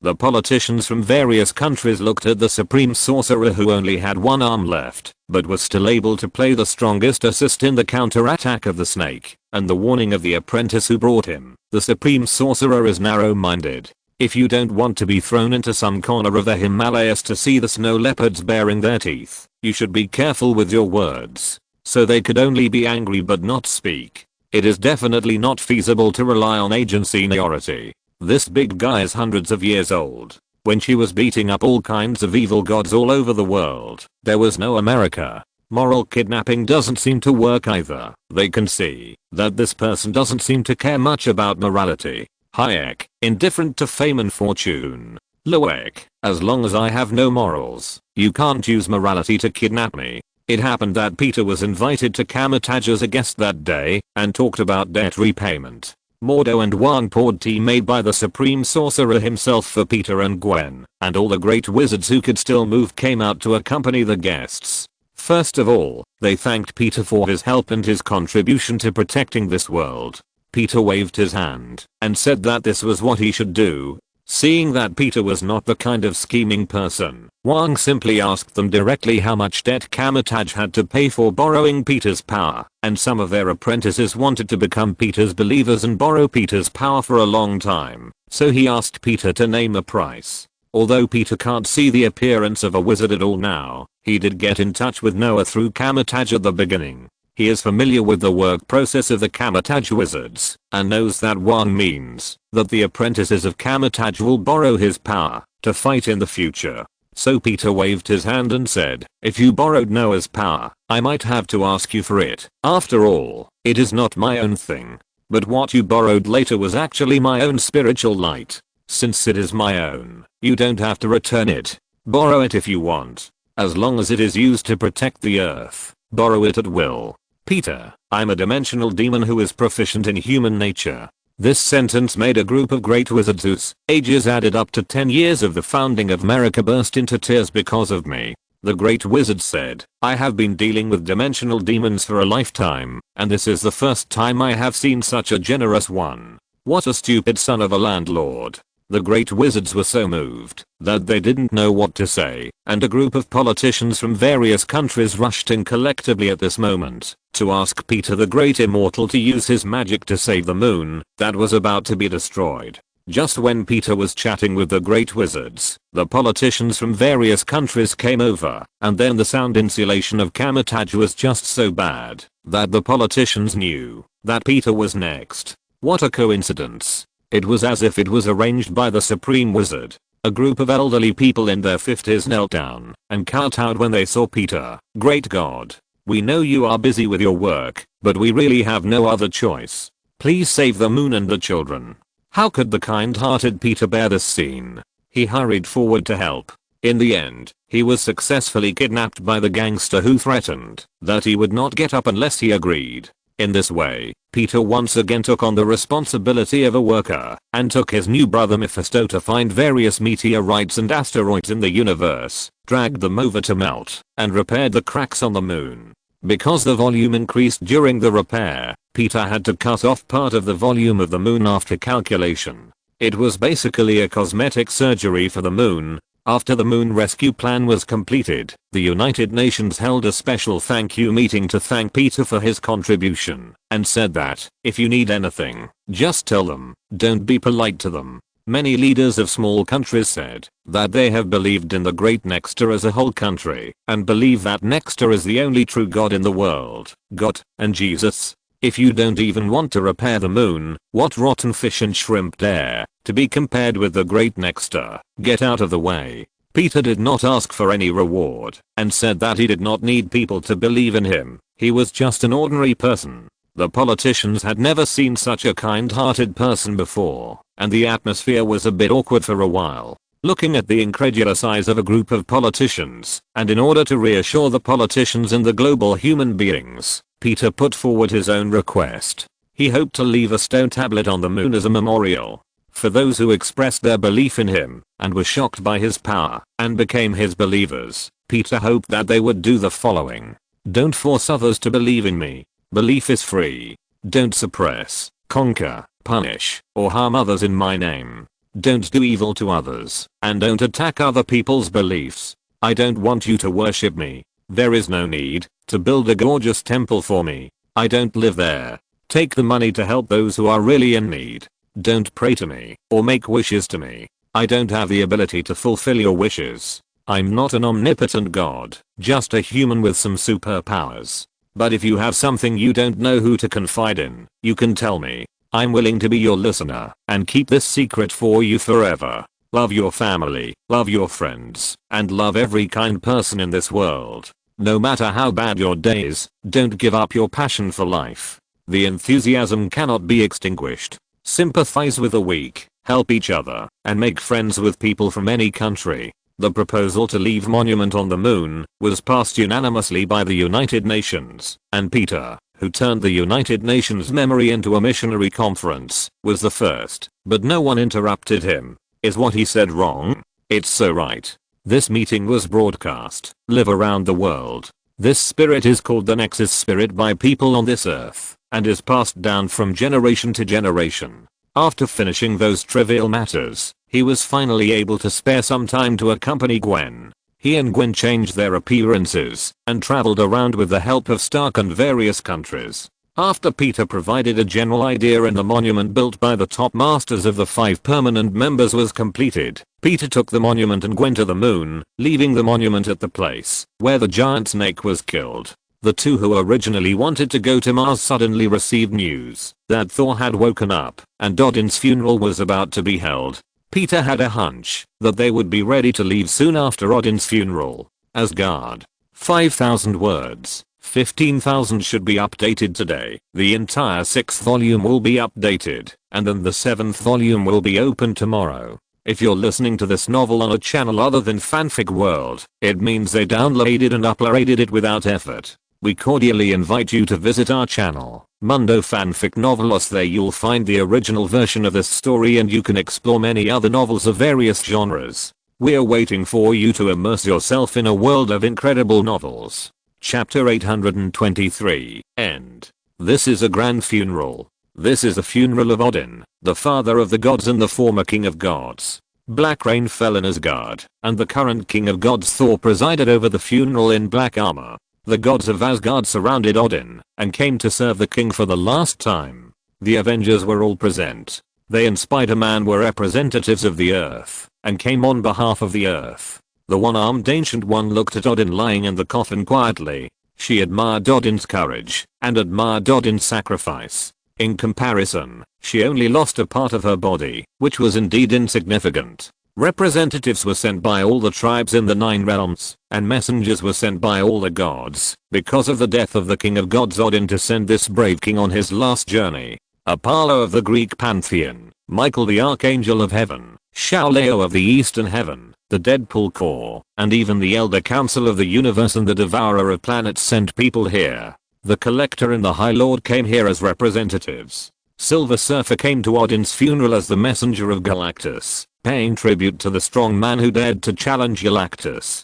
People from all walks of life in the universe bowed their heads here to mourn, mourning the departure of the father of the gods, a husband and a father. Thor, wearing black armor, read the eulogy sadly. He introduced his father's life story to everyone and explained the story recorded in the Book of Kings to everyone. When the story was finished, Thor took a deep breath and closed the book, because the next thing to do was the most difficult ceremony, bow and arrow ceremony. When the Asgardian gods died, at his funeral, people would put his body on a small boat and push it into the galaxy, then light an arrow and shoot the burning arrow into the coffin, letting the flame take away the body of the deceased. The 8-legged Pegasus sleepily lowered his head and walked through the dense crowd. It was pulling the coffin for its deceased master. Fukin Muni and 2 ravens accompanied Odin in the car. The 8-legged Pegasus pulled the vehicle and transported Odin's coffin to the border of Asgard. Thor followed closely behind. The goddess of death Hela, the queen of heaven Frigga and the god of trickery Loki were in the second row. People followed Odin's coffin in order and came to the edge of Asgard. Even the gods and observers came at the same time and watched the departure of the god King Odin from afar outside Asgard. When they arrived at the border, Thor took out the longbow used in the bow and arrow ceremony. The dwarf king Etri of Nivida personally made this golden longbow. The bowstring of the bow is the long hair of the goddess of death Hela. After sensing the death of its owner, the eternal spear Kanguni took the initiative to change into an arrow. It will accompany its owner to leave. There is only one Kanguna in this world, and that is the spear in the hand of Odin, the father of the gods. Only when it is held by Odin can it be called the eternal spear Kanguna. The juice of the leaves of the world tree ignited the eternal fire of Muspelheim, and the arrow transformed by Kanguna attached the eternal fire to the arrowhead. Heimdall, Peter Parker, Black-robed Thor and the Supreme Sorcerer pushed the coffin into the universe. Everyone watched Odin's coffin float into the universe below. Thor put the arrow on the longbow and aimed at the coffin of his father Odin, but he kept this posture for a long time and couldn't let go of the bowstring anyway. Thor put down the longbow. He knew that he couldn't really say goodbye to his father. He looked at Loki and handed the longbow to him. Loki took the longbow, looked at his father's coffin, and let go. At the moment, when the arrow carrying the eternal fire of Muspelheim was shot out, Loki's eyes were closed. The arrow transformed by the eternal spear landed accurately on Odin's coffin with the flame of Muspel, and then a violent flame broke out, forming a ball of fire. It was like Odin's light constantly shining on everyone. It was even brighter than the sun next to it. Thor and Loki stood side by side. The two brothers stared at the dazzling fireball infatuatedly and said their final goodbyes to their father. In the crowd, Thor, who was wearing a black robe to cover his face, had already burst into tears. He had accompanied his father to the end, and today he sent his father off again. Rocket Raccoon patted his hands to comfort him. He knew what it felt like to lose his family, and he couldn't imagine how painful it felt to send his father off twice. But looking at Thor standing side by side with Loki, and the Queen of Heaven Frigga and the Goddess of Death Hela standing behind him, Thor felt that at least he was lucky enough to have so many family members by his side. Thor picked up the wine glass beside him and shouted, "For Odin." People picked up their glasses and shouted Odin's name, and then shouted again, "For Asgard." Odin's funeral was over, but there were still questions that needed to be answered. For example, why did Khan turn against him? Well, this has been explained. It was a vampire named Fugiton who led him astray. Why did Hela come to support and not compete with Thor for the throne of the God King? On the day of the decisive battle with the snake, a figure found a way to sneak into the underworld Helheim. Are you the youngest son of Odin? Hela sat high on the throne of the underworld, looking down at the uninvited guest. The great lord of the underworld, the goddess of death Hela. Loki began to deceive Hela. As everyone knows, Loki not only has the ability to deceive, but also looks handsome. At least there are many goddesses in Asgard who are attracted to him. It is impossible not to suspect that Loki's rejection in Asgard may also be related to his own situation. The aesthetics of men in Asgard are all Viking style. Fandral, one of the 3 warriors of Asgard, is already a relatively normal look, and Loki himself is even more unconventional. When Loki found that he couldn't fool Hela, and playing the emotional card could only make Hela slightly succumb, he simply gritted his teeth and started to seduce Hela. No matter how the process was, Hela agreed to help him kill Kull. The moment Hela agreed, the seal was instantly broken, which made Loki more certain that this should be a game set by Odin. If Odin didn't die, then Hela would definitely fight Odin. But Odin died in the end, and Hela's resentment towards Odin also dissipated a lot. In addition, with the persuasion of her mother, Queen Frigga, Hela did not directly raise the sword to cut Thor. Girls are always closer to their mothers. Frigga often visited Hela during the years when Hela was sealed. If Odin didn't die and Frigga died, then when Kull died, Hela would definitely take over Kull's banner and continue to set off the Ragnarok. Frigga persuaded Hela this month and invited a great immortal to do it. Yes, it was Peter. Peter's spiritual light can soothe all anger. Even if the negotiation fails, at least Hela will not raise the sword to kill. Even if someone really wants to kill, Peter can help stop it. In this way, Peter first helped the Asgard royal family as a counselor and psychologist. In addition to the family chores, he was invited by a group of politicians to save the earth within 2 days of returning home. But why is Guyi's behavior so abnormal? If it is said that he did not go to save the moon because of Peter, a grudge, crossed out, and a great man in the world, it is normal for someone to be lazy. So what about before? The intuitive question is, where did Guyi's arm go? If it was just cut off by someone, Guyi could completely regenerate. This is not an impossible thing. As long as the soul is intact, it is not difficult for Guyi to repair the body. Even if she does not have this ability, is it difficult to talk to her boss Eternity? It is easy to get things done with someone in the court, and Guyi is the kind of person with connections. But looking at all the disabled people with names and surnames, almost no one has the idea of repairing the missing parts of their bodies. Odin is like this, and so is Guyi. Because Odin's eyes were sacrificed to the world tree in exchange for wisdom and power, Ancient One also exchanged for something at the cost of one of his arms. Before the final battle with the snake, Odin and Ancient One went flying together. One fell into Odin's sleep and no one could wake him up, and the other disappeared directly. No one contacted the Ancient One in Kamatage. Odin still had some legitimate reasons, because as he got older, the power of Odin in his body became stronger and stronger, and he had to use Odin's sleep to relieve the load of Odin's power on his aging body. But Ancient One, I haven't heard that Ancient One needs to sleep. The Blood Clan is making a mess on the earth, and Odin doesn't care about the things on the earth. The gods don't let Odin intervene, but Ancient One doesn't care either. Everyone can see that there is a big problem. One of the responsibilities of the Supreme Sorcerer is to protect the earth from invasion by foreign magic forces. The vampires are making such a big fuss and want to summon the evil god to come. Even if the Supreme Sorcerer doesn't take action, this kind of monarch-line management attitude has big problems. Unless this was planned by the two from the beginning. Because the future has turned into chaos, even if the Ancient One uses the Eye of Agamotto, he can't see the direction of the future clearly, and Odin senses the approach of Ragnarok. The two strongest fighters in the 9 realms come together, and think about it, just make a big one. Spider-Man's crossover and the appearance of Thor completely exceeded the original plan of the two, and the price of wanting to change fate against the will of heaven has become heavier, because of the increasingly chaotic situation. The Ancient One disagreed from the beginning. As a standard wizard, the Ancient One rejected Odin's request for cooperation with the idea that, if Eternity calls me to die in the third update, I'd better report in the second update. But Odin gave too much, and the Ancient One saw the story of the absolute time point of the Black and Strange through the peeping screen. That story shook her determination, and agreed to join forces with Odin.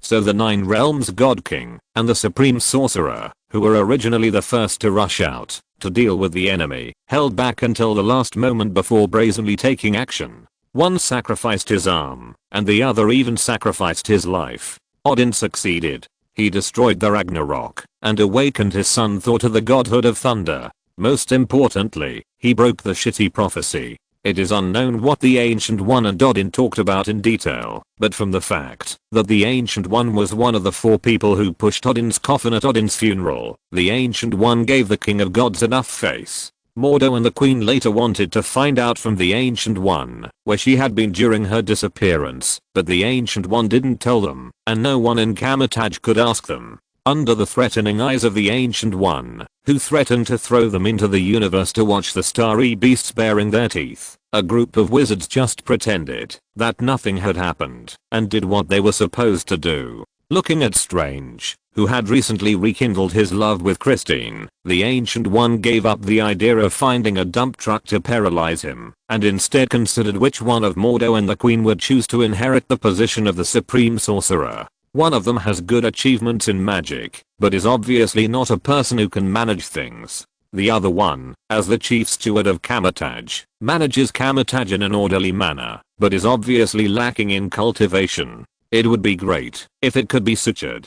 Ancient One was not in a hurry. Anyway, there was still a long time to go. After all this tinkering, God knows how long it will take for her to die. Let's take it slowly. After Odin's funeral, the new king took the throne. Thor appointed Loki as the regent of Asgard, and his fiefdom was the entire Jotunheim. Loki would rather have a prince who doesn't care about things. The so-called regent is actually a tool for internal affairs. Odin was very far-sighted and let Loki take over the major and minor political affairs of Asgard during the closure of Asgard, in order to help Thor manage the political affairs of the entire 9 realms today. Loki did not intend to let Thor take over the internal affairs, but after seeing Thor utter 6 words in 7 days, Loki was secretly happy and couldn't bear to take this job back. As for Jotunheim, Loki said that the offline monarch system is quite good. If there is really something important that needs to be handled by himself, then report it to Asgard.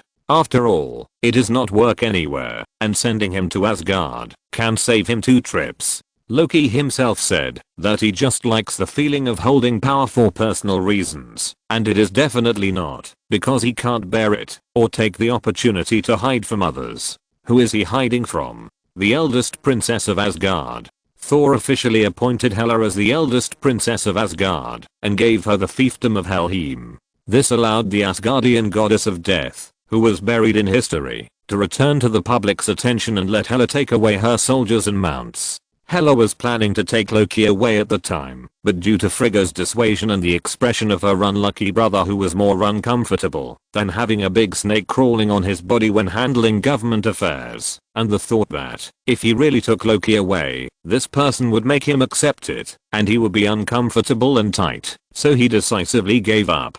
Government affairs? Not even a dog would do it. Are your coordinates really reliable? Why don't you stay a few more days? In the Pacific Ocean, many people came to see many Spider-Men for the last time. The Avengers, Thor and Queen Frigga who had a substitute to help them handle government affairs, a group of great wizards in Kamataj, and the Parker family. Because he didn't want to cause too much trouble, Peter specifically told them not to notify the human countries and just tell them after they left. These days of getting along have also created a deep friendship among everyone. Except for Peter, the others may never see each other again in this life. Don't worry, Peter said to everyone, this is the great help of a god, absolutely no problem. God? We have a lot of gods here, are you sure? You didn't listen to Loki, did you? Loki? Thor's eyes widened in alertness. He didn't think his brother had the energy to deal with such a terrifying thing, while also playing a prank on Ulagayo. Don't worry, it's okay. How about you consider a way to get Thor and the rabbit from another world to come here? Tony still said worriedly, I have already got the samples and a full set of information. We have no shortage of Pym particles, and the old guy Hank Pym is not dead yet. Give me some time. The Great Stark can definitely decipher the technology of quantum shuttle. Thor was later introduced to the other Avengers. Tony was very interested in the time and space shuttle technology of Thor and Rocket Raccoon, and Hela, who happened to be listening at the time, was very interested in the Dark Elves. Then no one stopped Hela. Hela went to the Dark Elf country of Jotunheim alone, and wiped out the entire Dark Elf tribe with one person and one sword, completely eliminating the Dark Elf race from the 9 realms. Then Hela bumped all the souls of the Dark Elves into a jar, and brought them back for the people of Asgard to slowly judge. After getting enough information, the souls of the Dark Elves were sent to the underworld of Helm.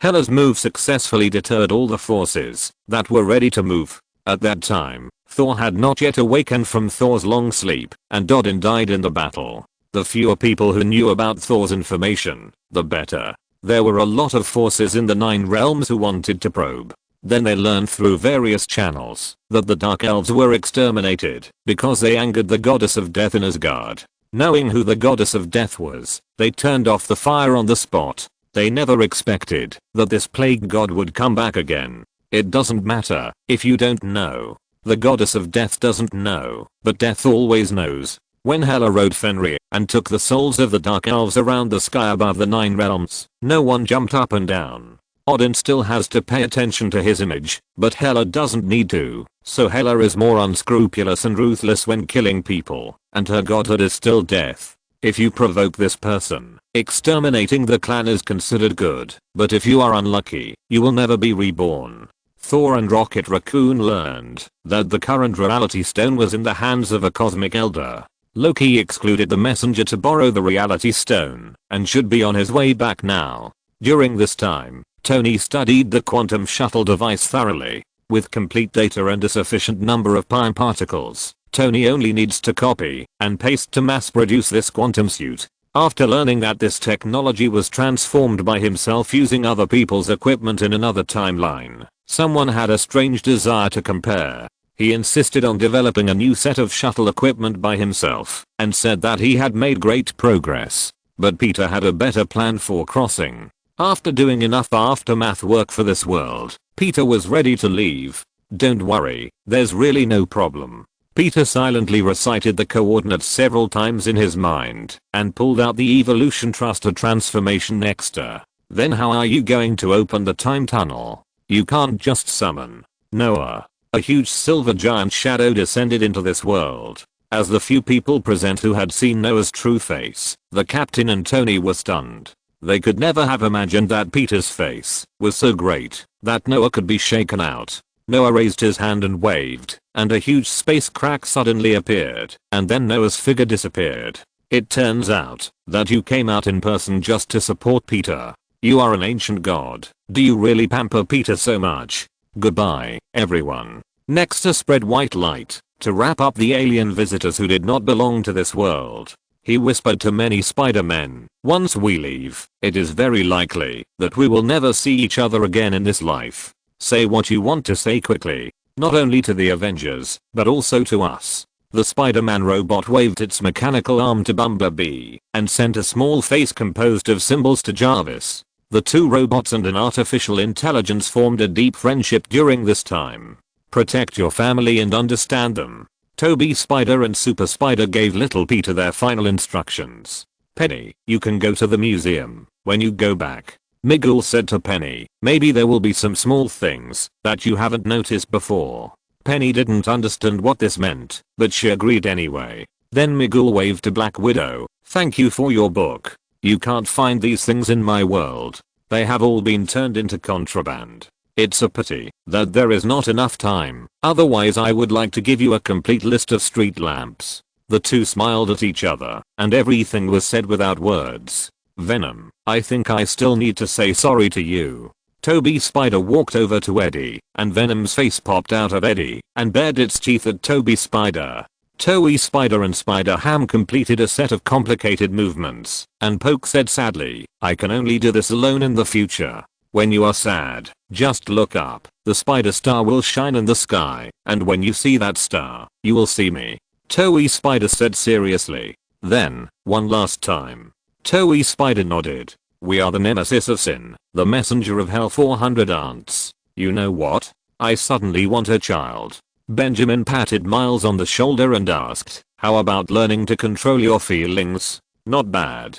You don't have to be Spider-Man. Miles Morales is good enough. Benjamin took off his mask, and Miles also took it off. The set on him was made by a group of Spider-Men together to help him. Promise me, after you go back I know. Benjamin put on his mask and said, Spider-Man never disappoints. Shadow Spider raised the Rubik's Cube in his hand and said to PS Spider-Man, although I don't know how to play this little gadget yet, I will try my best. Come on, buddy. Give my regards to Dr. Otto in your world. Ultimate Spider said to Spider-Man in the PS universe. Everyone, it's time to go. Next's body was shining with white light, and the white ball of light enveloped the visitors from other worlds and took them to the crack in time and space. Everyone, see you in the screening room. Spider Apocalypse Stitches The Origin of Fear is a story about stitching together a bunch of messy things. End. I originally thought that the 6th volume could make up to 300 chapters, but it seems that it is not enough. However, if I calculate, my 2 chapters together are equivalent to 5 or 6 chapters of others, which seems to be 300 chapters. In fact, there are some small Easter eggs, such as the gadget that Deadpool sold to the Amazing Spider, such as what book Miguel read, and some parts that I may have forgotten. Anyway, it's over, and I can open a new volume. I subscribe and maybe there will be hope. Chapter 824, The God of Creation and the Lord of Gods. Human beings. In the creation temple, that is higher than the real world, 18 slabs of stone emitting different lights behind the white alpaca-like creature are shining. Arceus, the god of creation, invites you to join the infinite screening hall. Although the mysterious alpaca was shocked that this thing could touch him without him noticing, he did not seem to be too surprised by it. He created this world and has been guarding it for many years. Infinite possibilities will appear in infinite reincarnations, but there has never been an infinite screening hall in any of the possibilities. Arceus is thinking about a question, and he has been thinking about it for too long. That is the existence of human beings. The origin of human beings is the seeds of life that they sowed, and ordinary lives are born from this. In Arceus' eyes, the lives in his world can be divided into 2 types. One is a special life bred by the power of law, and the other is an ordinary life that evolves naturally from the seeds of life that they spread. Those ordinary lives may have some special little abilities, but they still cannot break through that limit. But in countless reincarnations, an ordinary life called human beings left an extremely deep impression on Arceus. No matter how the world evolves, as long as there is no forced intervention by oneself, human beings will definitely be born. Maybe the consciousness bodies they call civilization are different, but the general direction is exactly the same. Human beings will develop civilization and technology. They call other ordinary life forms Pokémon, and Pokémon. They collide and rub with other life forms in their continuous development, sometimes bad, sometimes friendly, but they always distinguish themselves from other life forms. The little thing they call Pokeball can even subdue special life forms bred by laws, and even their own clones. Arceus therefore developed a great interest in humans. He has endless life, and can continue to study this interesting little life. Until this moment, this thing called the Infinite Screening Hall appeared in front of him. What is the Infinite Screening Hall? A place that gathers infinite worlds and infinite possibilities. You will watch what happens in other worlds here. Arceus' eyes lit up. How could it not know other worlds? After creating this world, he saw other worlds from a distance, but they were too far away. It still needs to protect this world, and cannot go there. If there is a chance to observe other universes, maybe he can solve the mystery of human beings. I will join. Eastern Europe, Latvia. The skinny boy dragged his tired body back to his small home. It was more like a simple tent than a home. Looking at some old things in the tent, the boy sat on a blanket beside and began to finish his homework. After completing his school homework easily, the boy began to practice magic. Latvia is a very feudal country. His mother is a gypsy witch. On the way to pursue the power of magic, her soul was taken away by the Lord of Hell Mephisto. His lifelong goal now is to take back his mother's soul from the great devil Mephisto. He is just a beginner in magic. Because of his mother's tragedy, he dare not borrow the power of the devil. He can only follow the path of ancient wizards, absorb the power of heaven and earth, and strengthen himself. The boy knew that, if he continued to practice at this speed, he might not be able to defeat Mephisto until he died of old age, so he decided to practice on multiple fronts. Magic must be practiced, and technology cannot be put down. Latveria does not have much technology. It is quite feudal and backward, but at least it has not completely closed off from the outside world. He once followed his mother to the continent of Abaro, and knew that the most powerful human country now is America on the other side of the ocean. He also knew about scholarships. Latveria had a similar program for overseas students. His short-term plan was to study while leaving the country with the help of a scholarship from the University of America, while not giving up his progress in practicing magic. Looking at the flames in his hand, that could only be used to light a fire and cook, the boy sighed. It was still too far away. He could only release a fireball for cooking. After practicing for a week, Victor Von Doom, the Infinite Screening Hall invites you to join. Are you a demon god? Looking at the screen in front of him, Victor could only associate him with various demon gods. I'm the Infinite Screening Hall. The Infinite Screening Hall is a place where infinite worlds gather and have infinite possibilities. You will see stories from infinite worlds here, and you can also get rewards by answering questions. But if you answer incorrectly, you will be punished. The rewards come from the infinite multiverse. If you don't want to take risks, you can be a spectator and increase your knowledge. The first time Victor faced the temptation of the demon god, he remembered the stories his mother told him about the devil tempting people. He admitted that he was tempted. His will was not strong enough, and the other party gave him too much. As a wizard, it is extremely necessary to see a wider world. This alone is enough to make Victor excited, not to mention the plan to get rewards. Moreover, the screening room told him that there would be punishment, which made its words more certain. There are rewards and punishments, so the possibility of truth is greater. What do I need to pay? Your fate will change because of this. This is the price you have to pay. Okay, I accept it. Victor Von Doom, welcome to join the Infinite Screening Room. The Kingdom of Light. Hikari raised his head suddenly. Let's start. He flew to the meeting room and saw Ace, who was also rushing on the way. In Stark's private manner, Tony and the captain looked at each other and turned their heads away. The two of them were still angry with each other because of the reconstruction of New York. One thought the other's design was too old-fashioned and had no scientific basis at all, and the other thought the other's narcissism had become pathological and should see a psychiatrist who would label a city after himself. Wayne Manor. When Bruce Wayne heard this voice, it was like a student who had been taking remedial classes for a month and finally got a notice of vacation. He immediately went to pack himself up and prepared to go to the screening room. Let Clark take care of the trouble at home. X Academy. Are you sure you dreamed of Peter?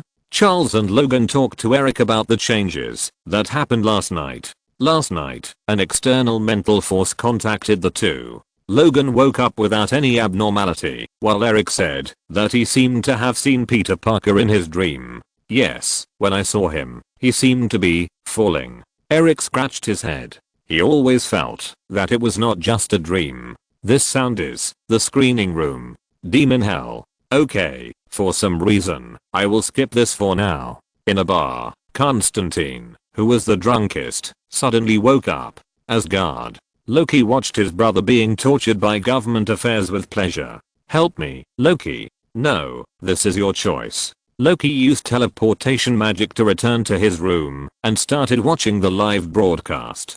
10 Cold Universe. Lady Nuwa, shut up. Just decide for yourself if there is anything.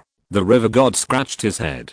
He was originally planning to report his work. Then should I tell Lady Nuwa that I went somewhere else? Lady Nuwa asked me to decide for myself. I'm so entangled. Let's decide by flipping a coin. Should I tell heads or tails? The screening room. Great. I can go see Peter. Deadpool burger shop. Where did you go a few days ago, Grandpa? Janitor sat at the front desk and ate burgers in big mouthfuls. The owner of this shop is nice and the food is delicious. After patrolling, she would come here for a meal. Although eating a lot could not resist the hunger inherited from her father, she could only use the food here instead on the days when the screening room was not open. My family has something to do, so they asked me to go. I'm done. After putting the last bite of the burger into his mouth, Janitor stood up and left. The Mad Titan has become a horror legend in the universe. In some developed places, parents would say to their children, if you don't sleep/eat/do homework, the Mad Titan will come here and eat you. He can have such a terrifying influence, only because that guy's getting crazier and crazier, and even the lone Celestials can't escape his clutches. Janitor left a mark on himself. As long as he found the Mad Titan, the mark would be triggered, and then a bunch of Celestials would jump out of the space wormhole to let the madman understand what it means to have strength in numbers. Hey, the screening room. Deep sea. Godzilla closed his eyes and reviewed the new knowledge he learned in the Great Library. He had a feeling that this knowledge would come in handy one day in the future. The screening room. Dark Quadrant. This is where Thanos made his fortune, but now only Thanos and Ebony Maw came here. Another place that has disappeared. He risked his life to go to the Earth. Unlike the expected horror, he suffered nothing because the Earth had disappeared.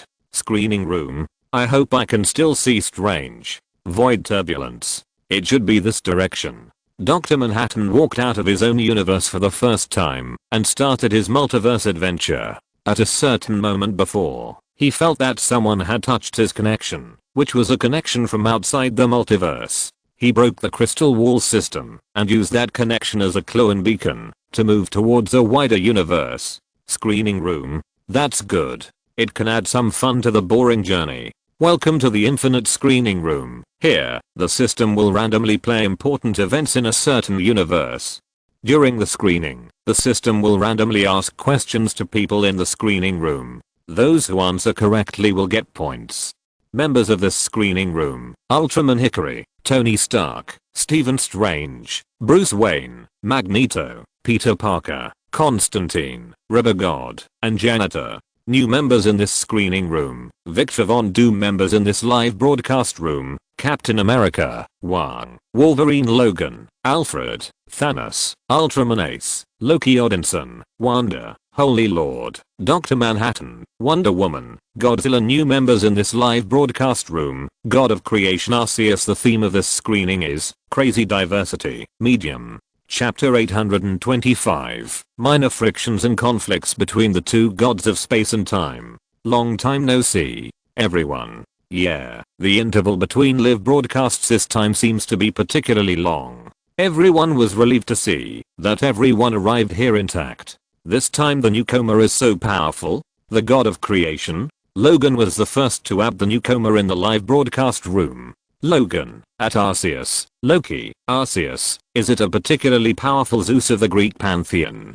Arceus, no, human, I'm not the Greek pantheon Zeus you are talking about. I'm Arceus, the guardian who created the world I live in and protects him. Agwang, the power of creation. Open up a new universe, or even a multiverse. Drive Manhattan, open up a complete multiverse. I didn't expect that this screening room would recruit such a strong person.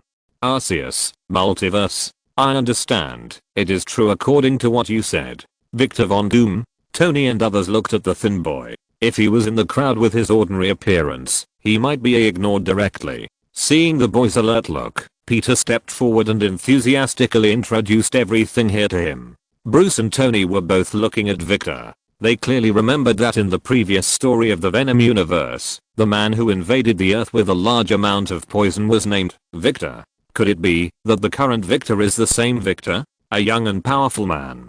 Peter said that, if there is anything, he can find him, but Victor does not intend to tell the truth. Play in 1 minute. Decisive battle of the Tower of Time and Space. Dialga vs Porkia. Why is the speed so fast today? Only 1 minute? Isn't the point the name? Although it is the theme, what is the Tower of Time and Space? Who are Dialga and Porkia? Arceus looked at the two names. Although they were human words, they would automatically transform into a more basic information flow in his eyes. Dialga and Porkia. Those two guys? The decisive battle in the Tower of Space and Time. Oh, I see. A story that happened in a timeline. But why are you showing this?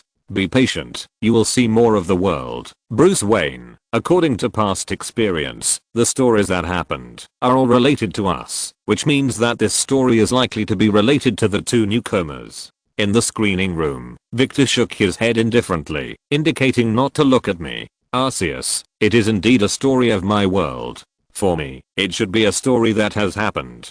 Bruce Wayne, then, is the Tower of Space and Time a landmark? Who are Dialga and Porkia? Arceus, the Tower of Space and Time is a building built by you humans in the world, and Dialga and Porkia are special lives bred by the power of law. For the name of Arceus, everyone in the screening room, who has seen all kinds of monsters and demons has long been accustomed to it, but Victor took a few more glances. That's right, it's rare for a god with the power of creation to chat with humans. This is also based on the platform of the theater. Now starting to play, decisive battle of the Tower of Time and Space, Dialga vs Porkia. The pink cat-like creature dragged a long tail and flew freely in the sky. It flew to a larger creature with a purple color. The purple creature threw a dark energy ball wrapped with blue currents at the white giant bird-like creature. The white giant bat unfolded a shield, and the shield collided with the energy ball, causing a huge explosion and smoke. Flying through the smoke, 3 big birds surrounded by lightning, fire and ice flew across the sky. The blue dragon swam in the clouds, chasing the 3 alien creatures. The blue giant kun named Kyogre jumped out of the sea and flew into the sky. The earth was torn apart, and a red giant beast like Godzilla drilled out from the cracks in the earth covered with magma, and roared angrily at the blue giant kun in the sky. Fly NM. Into special domains, blue and reddish pink giant beasts roared in anger. Bruce Wayne, are these giant beasts the creatures in your world? Do the humans in your world coexist with these creatures? Even if he only watched through the screen, Bruce could feel the terrifying sense of oppression they carried. He couldn't imagine how the humans in that world could coexist with such terrifying creatures. Arceus, Mew, Mewtwo, Lugia, Zapdos, Flamabird, Articuno, Rayquaza, Deoxys, Kyogre, Groudon, Dialga, Porkia. Arceus, these are their names translated into a language that humans can understand. Arceus, as special creatures bred by the law, they all have their own responsibilities and will not easily appear in front of ordinary life. Gandalf, you created them. Arceus, I created everything. Tony Stark, Dialga and Porkia, these are the protagonists of our screening this time. Arceus knew that it was not, but with the prompting of the screening room, he knew a rule called movie watching etiquette, one of which was not to reveal the plot. So he said nothing, and just watched quietly. Anyway, he had plenty of time. The video continued to existences that could not meet met in the gap between time and space. Time and space collided with each other, and anger enveloped the entire town. However, everything will begin to collapse. What does this horrible nightmare mean? The young man with glasses sat in front of a complex machine and read the words in the ancient book in a gentle voice. Gordy's diary, I found something interesting. The young man closed the dusty ancient book and was choked by the dust. The hourglass on the table next to him suddenly fell down. Quicksand splashed, and time and space were broken. At the angle of the boundary of time and space, the aftermath of the collision of the red and blue monsters triggered terrifying time and space fluctuations. The physical collision ended briefly, and the red Porkia threw out a pink energy ball called a wave missile. The wave missile landed on Dialga, causing smoke. The furious Dialga roared, turning the flames that burned the space into a pillar of fire that burned towards Porkia, and then countless light bullets hit Porkia. That was Dragon Star Cluster. Palkia, who resisted the Dragon Star Cluster, used a wave missile to land on Dialga, causing smoke to block Dialga's vision.